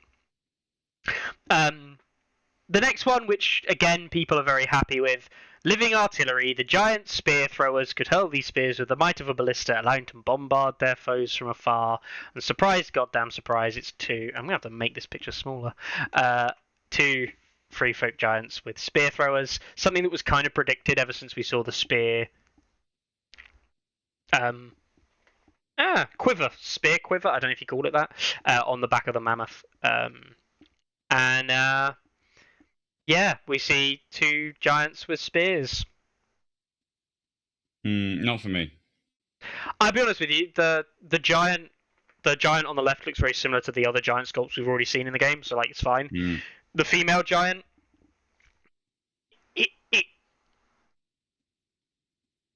I'm going to sound really bad. The face doesn't look right. The face looks almost like an alien's face. It doesn't look like the other giants' faces. And it looks a little bit out of place. Like, if it had a little bit flatter nose, you could almost pass that off as ET. Do you not think? Yeah, I agree. Yeah. It seems to have like lost all cheek definition, and it's something not quite right about it to me. I don't know what it is, but yeah, I would. These are my least favorite of these boxes. I've never been a fan. Like the original giant sculpts I quite liked, but I wasn't a fan of Mag that much. Hence the reason I converted mine. I'm not a massive fan of this. I think if I was going to convert these, the female giant wouldn't have her arm up here with the spear. That doesn't make any sense. That's definitely getting changed. And the idea of the other guy throwing, like, left-handed, and what feels like in the wrong position. Like, it doesn't feel like he's. Yeah, I don't know. There's something wrong with his hand position there. Yeah, it doesn't. I don't know. Anyway, yeah. No, obviously people are excited. I'm not. I'm gonna say this. I'm just straight up not excited for this box because, like, giants have a tendency to do 2 things in this game. A, be too good, and just end up ruining people's days all the time. Or B, be just trash and not fun to play. And the worst thing I could want for this is someone actually said it, is that these could just be basically free folk Scorpion. And I just think, like, I can't think of much worse for, like, game mechanics than, look, I have giants that hit in melee combat with 1 dice, and ranged giants that, like, fire javelins at you on 1 dice. Like, Like, it just sounds like a really bad mechanic. Oh, you hit all your giant javelin shots in the first round. You've won. Oh, you fired your scorpion. And you just imagine just taking an army of scorpions and rolling like a bunch of sixes on round one and just killing enemy units and just be like, this is great gameplay. And then the next game you don't roll those sixes and you lose and you're like, oh, this list is shit. And you go, yeah, but it just ruined someone's day. Yeah, I don't know. And the problem is, again, Giants, like, I wouldn't want to price these at like 6 or 5 points because then there's opportunity for Freewick to abuse them as a long range unit potentially, which means they're probably going to be 7 or 8 points, and they're going to underwhelm me. Sorry. Yeah. I'm not full of praise today about free folk shit, am I? It's old hat, it's boring, mate. On to the neutrals now. Right, next one, and this is actually probably a little bit more exciting. Carlo probably getting a minor hard-on for this, which is the Dark Star Retinue is a highly maneuverable unit that outflanks their foes, cutting them down swiftly before charging forward again onto the next foe. And we see these guys here, which this is like main character Final Fantasy shit, right? This is Chris Eustace's shit all the way up. Yeah. I mean, they're still not in the hard-on category. I do like their weapons. I not something about either their proportions or their proposes that I'm not quite on board with. Again, might come out better in the flesh.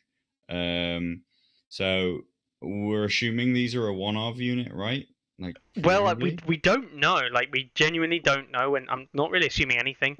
They could well be a one-off unit for Darkstar, which is why I thought you'd get a hard on, like a bunker for a commander that might be good. Martells on the theme side, the lore side, that much.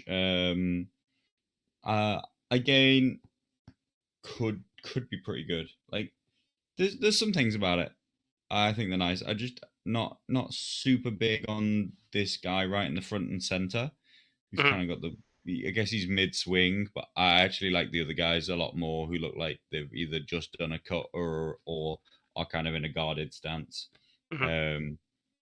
They are nice. They are nice. I think if they come together on the unit in the 12 nicely, then I think that could be great. But I do find that, like, with very dynamic models, and these do feel like they're very dynamic, sometimes when you put the 12 together, it all just seems like a bit too much is going on for me. Mm-hmm.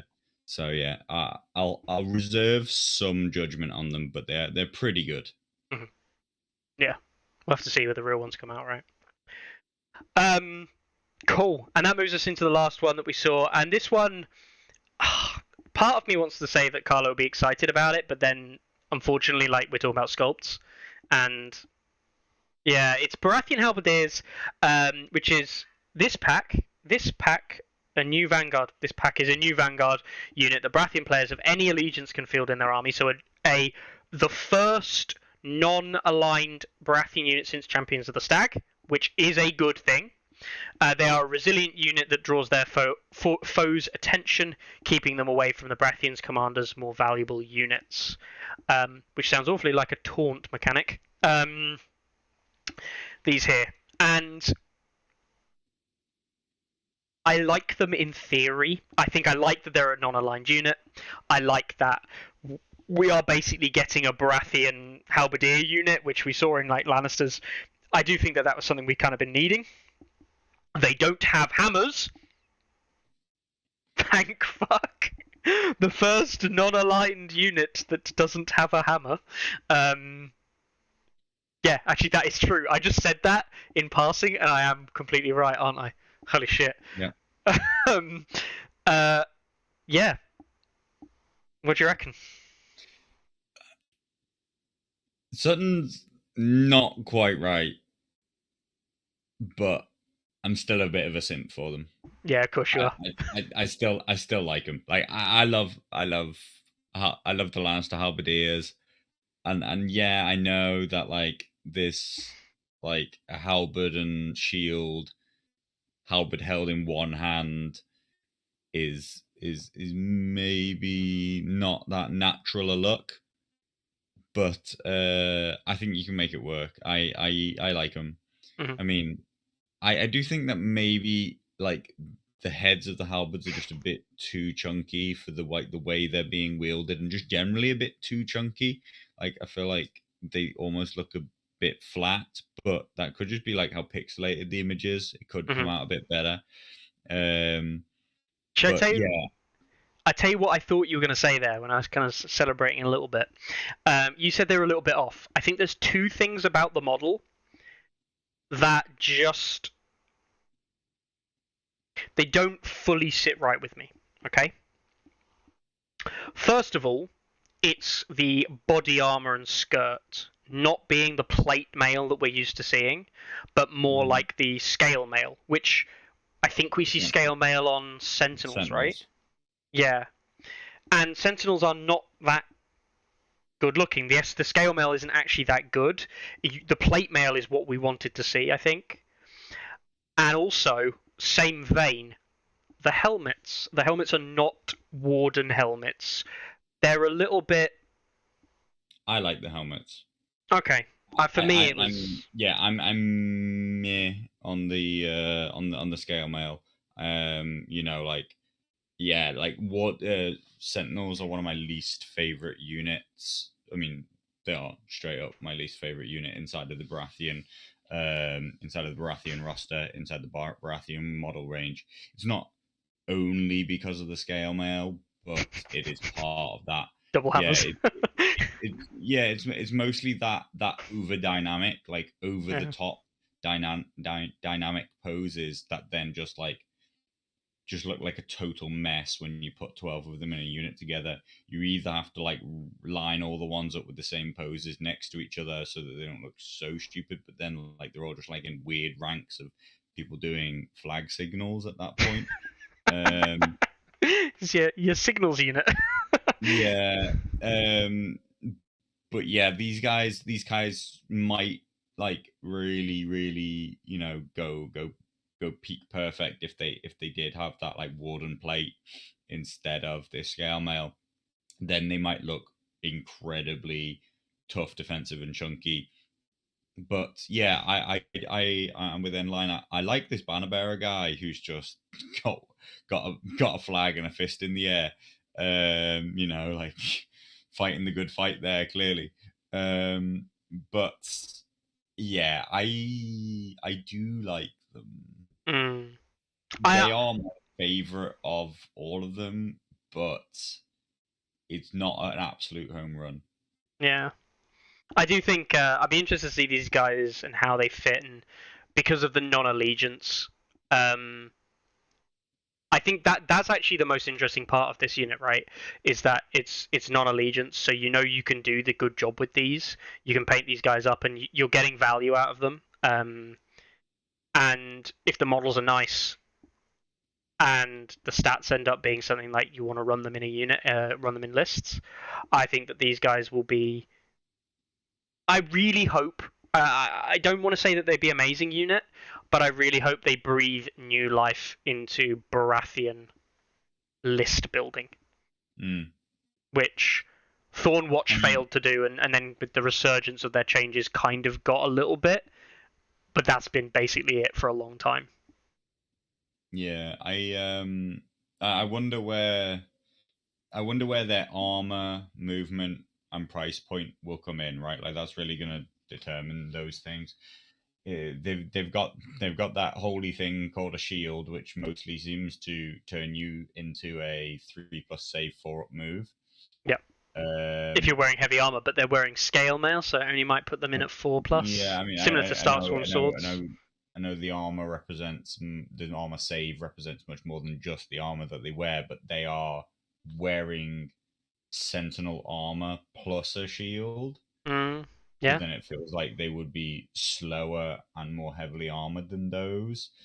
Um, you know what? Like I did almost say that they do have a very Skyrim esque kind of look. I think that's part of the helmet. The Stormcrow type, like Stormcrow, not Stormcrow. What are they called? I mean, there's a lot of different factions. I can't remember what they are now. Is it Stormguard? I've got the fucking game over here somewhere. Maybe. The Skyrim natives, the Nords. Yeah. The Nord faction, not the Imperial faction. Yeah. Which then has which is like a step removed from like a Viking aesthetic kind of thing. So, I mean, it's got some cool elements to it. I'll be buying them. Of course, irrespective of Stormcloak, whether or not they're good, because I do like them enough, and I hope that they're just a little bit more in person. If not, I wouldn't be against changing the heads of the halberds into something else, which maybe makes them look a bit more like they should be wielded in one hand. But spears.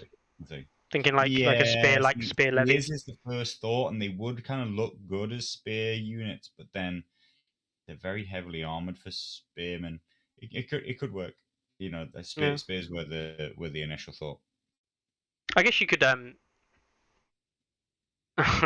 no, I was gonna think something like a bill or something like that might work, or then you get like the longer warhammers type stuff, which are like the very much have a lighter hammer on the end, but then that would be too far down the Baratheon route. Don't want that. Dan says, why do they have goats on their shields? Because they're goated.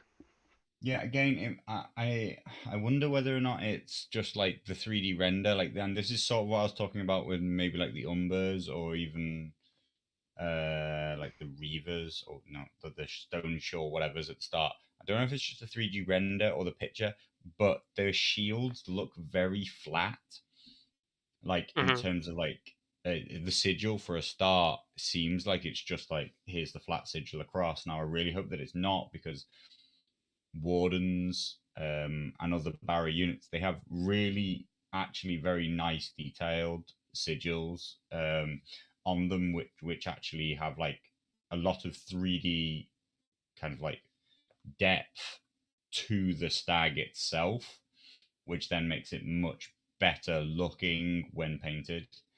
If this is as flat as it looks here, then it just will take paint in a very flat manner, which will not look like what it can, and look distinctly worse than the Wardens, which are a much older sculpt but have much nicer shields, at least from this view. Yeah. I think I will add that there are some renders, like these renders, do look a little bit more further along the render scale. These renders look like the detailing that you see on these renders is very similar to what we see on the existing models. Even these renders are fairly up there. I'm not sure with these. These don't look like fully finished renders. There's something about them. Again, not sure. These, still not sure about, and these definitely look like the worst of the lot in terms of the renders. That could just be the image quality, but I do agree in terms of like that, very much that looks like an image render. That, and arguably that, they do actually almost look like models. Yeah, maybe it's something to do with like whether or not it's had like a proper lighting source added to it. Yeah. You notice that these don't really have that like sheen, very deep shadows in the same kind of way, and they don't have that like really white light shine. Yeah. That like capturing the top corners, which kind of creates more 3D depth to it. Yeah. Which makes these look a lot flatter. We'll see. It almost looks like the light is very artificial on the Baratheons there, rather than natural. So, yeah. Anyway, there you go. So these were all leaked last week on Advent Games. I will say that what you do get is, look at that Baratheon boxer. I mean, the question comes with like the quality of these renders and how far along they are and stuff like that. The question comes like, where the fuck did they get them from? But fair enough. Here we go. That's a question to too deep. There are no answers. We've seen most of the box art before, but yeah. I mean, one thing that this game does have is it does have some lovely goddamn box art, doesn't it?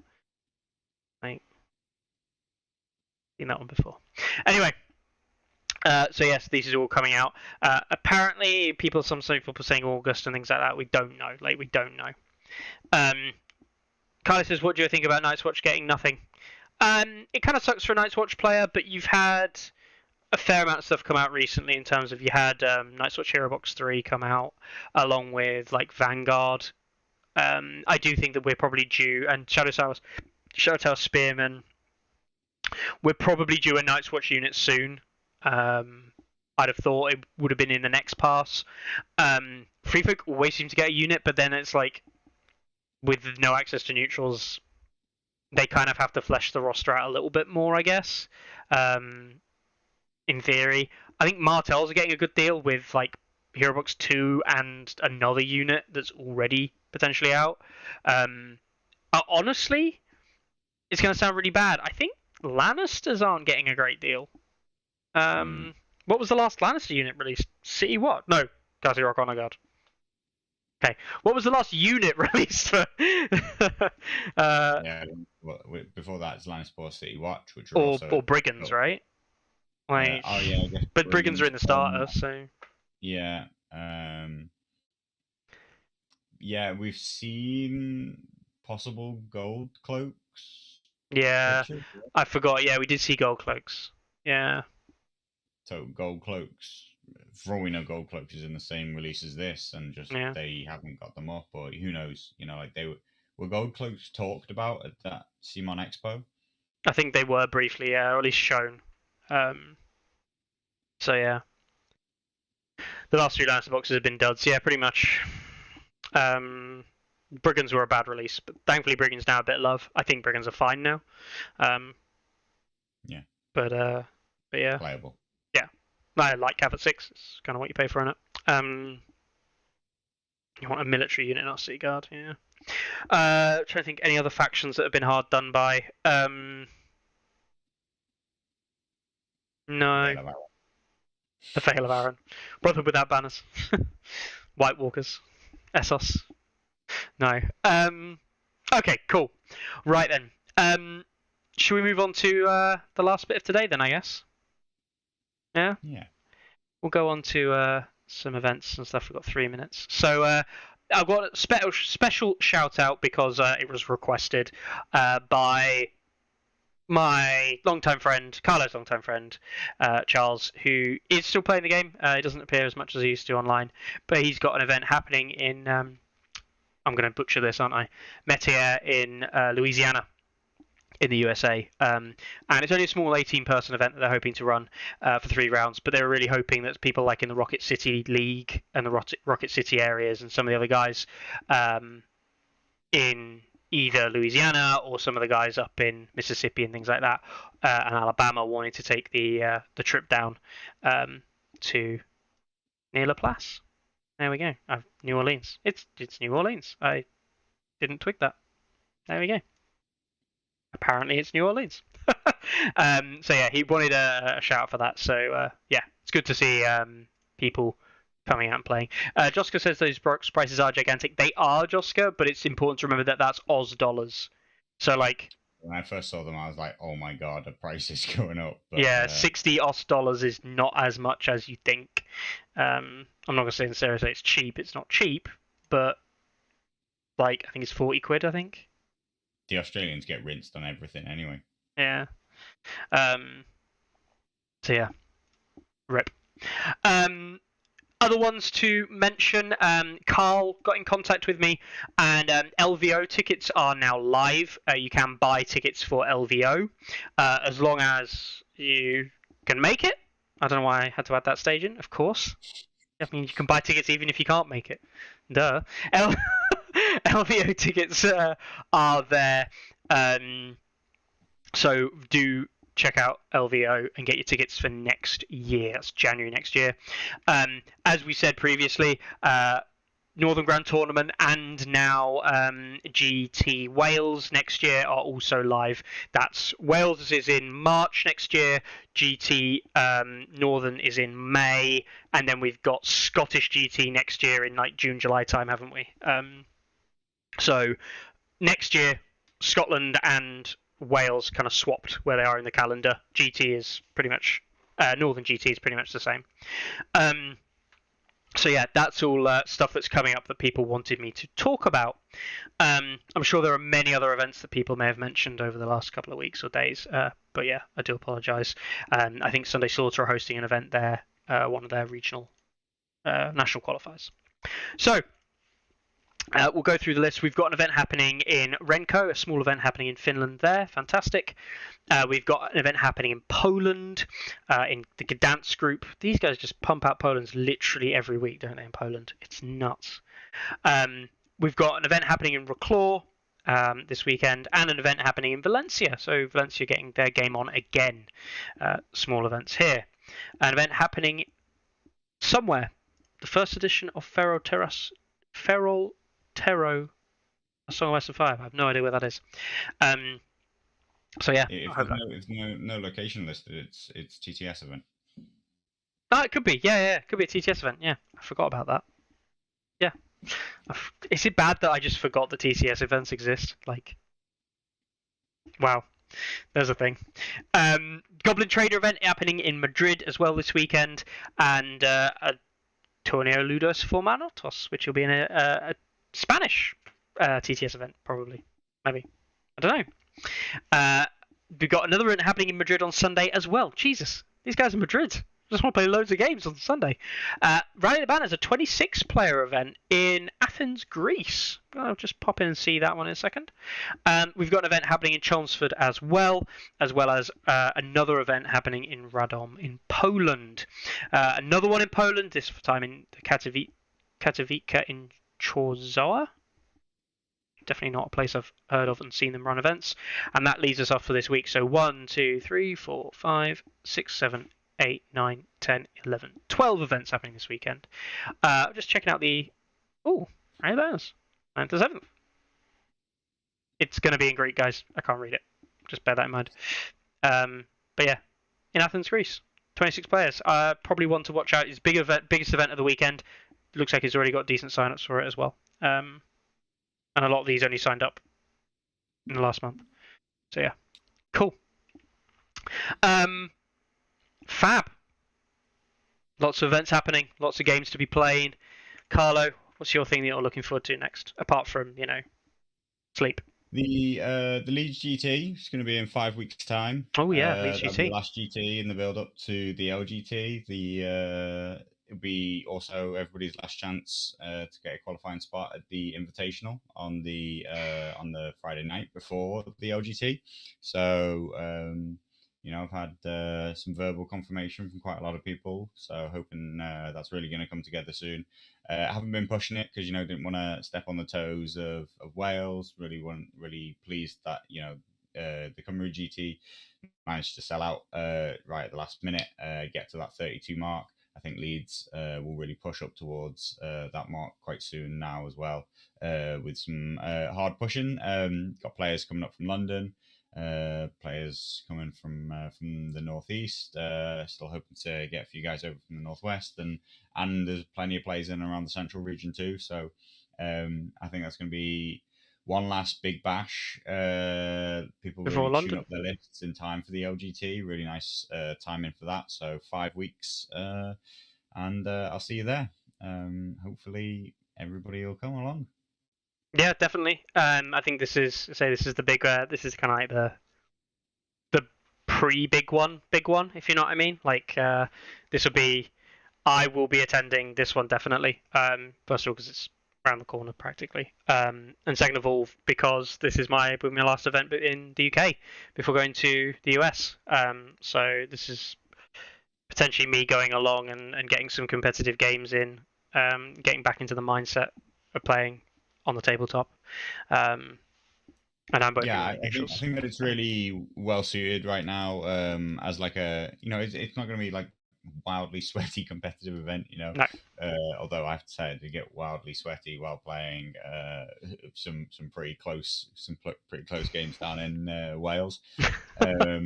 But I think it's just really well situated and well positioned to have people really tune up their lists, really tune up their gameplay in time for London, to really make test those ideas that they thought they were going to try out down at the LGT, and still have time to make not last minute panic changes, but like actual considered changes based on how they perform and how they do. And then we'll have the patch released the week of the LGT, and everything will go to hell. Yeah, well, you know, if that happens, then everything's going to go to shit. Who knows? Who knows what's going to happen? Yeah, exactly. Right then. I guess we might not hear from you again in a little while, Carlo. How are you feeling about the new web stuff, and how you getting there with the website? It's slow going. I probably bit off more than I should have. You know, trying to do trying to rebuild kind of like some of the systems and the way they work to make them better, while also trying to make it, you know, a much better visual effect at the same time, and also trying to clean up a few little errors that have been. They really should have been 3 different stages of task, but I kind of threw them all in at the same time, so it's a bit overwhelming. You were right when you said, you know, don't even necessarily expect it in 2023. That's just I've also hit like a really slow patch with it, because as much as I am retired, it is back in the high season for sports. So and you know, I genuinely just have been enjoying a long, bright, and quite dry couple of months in the UK, which has been quite surprising. So yeah, I've been trying to take advantage, and haven't been spending all my weekends at home coding in this room. So it's a big task. It's still a long way off, guys. Don't expect anything soon, but I am working on it. You know, like it's not that I've left song or don't give a shit about the site or want to make any small errors. It's small changes. I'm just trying to make a really big change, which has been something that I've been wanting to do for like a year plus. So hold out for it, guys, and I'm sure it'll be absolutely perfect with 0 errors when I finally finish it.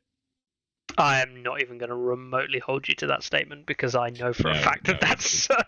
It'll probably be a nightmare on initial release, but that's because it's a total rebuild from the ground up. So there won't be any sneak peeks today, Joska. Do apologise. There might be some.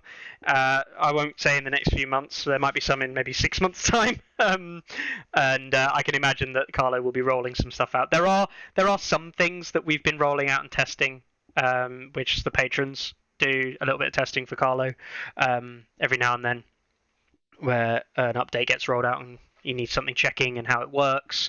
So there is like, when I say there's a functional version of the site, there really isn't, and I'm talking out of turn if I were to say that. But there is like functionality on the site. You can go on it. You can go on and you can sign up. That works. Because one of the big things that needed to be improved was the sign up process. They'll get lots of people who email me saying, "Oh, I didn't get my sign up confirmation, or my account doesn't work, or I've got 2 accounts," or all these kind of things. So, you know, that was like a thing that I wanted to improve, a big step. I've just remembered what the big thing that's currently holding me back is right now, which is a re-implementation of the whole way that the builder creates cards, which isn't actually something that I really wanted to change. That's actually almost a change being forced upon me because of the fact that Simon have decided to fuck the community over by no longer producing GIFs of their card, no longer producing JPEGs of their cards. Instead, they only give components of how cards come together inside their app. Which, you know, was a frustrating step. I don't know why you're trying to trying to fight your community tooth and nail. But that is a whole thing that, you know, should have been an update by itself to the site, but I was already working on other stuff, so now it just had to become another huge step that has to be built into the new system that was already underway. So hopefully it'll come together soon. Once I can get past, you know, a few hurdles, then it'll start to come thick and fast. But at the moment, there's some real hurdles tripping me up. Yeah. In terms of we won't broach the new update kind of thing, but in terms of the new update that's due to come out, hopefully it's not cripplingly large, and most things that will change are things like, you know, points updates and stuff, and images and like unit images. I imagine on the next, if it does come out at the aforementioned time that it's due to come out, then that will probably be done using the old method, and I believe that Carlo can change most of the stuff on the back end fairly straightforwardly, and the images we can just grab from screenshots, which are not great, but like we can give quality that's by far good enough for what we need. And it'll just be a long, hard night taking bloody individual screenshots of individual bloody units and attachments, and yeah, I'll do it in the bath again. That was fun. Yeah. Anyway, should we call it there? We'll call it there. Yeah, absolutely. Cool. Nice to speak to people. He's knackered. I'm knackered. Bye-bye. Have a good week, guys. I hope you enjoy your games, and we'll see you next week. Ready? Aim! There's too many! Anyone see my mammoth? Stubby!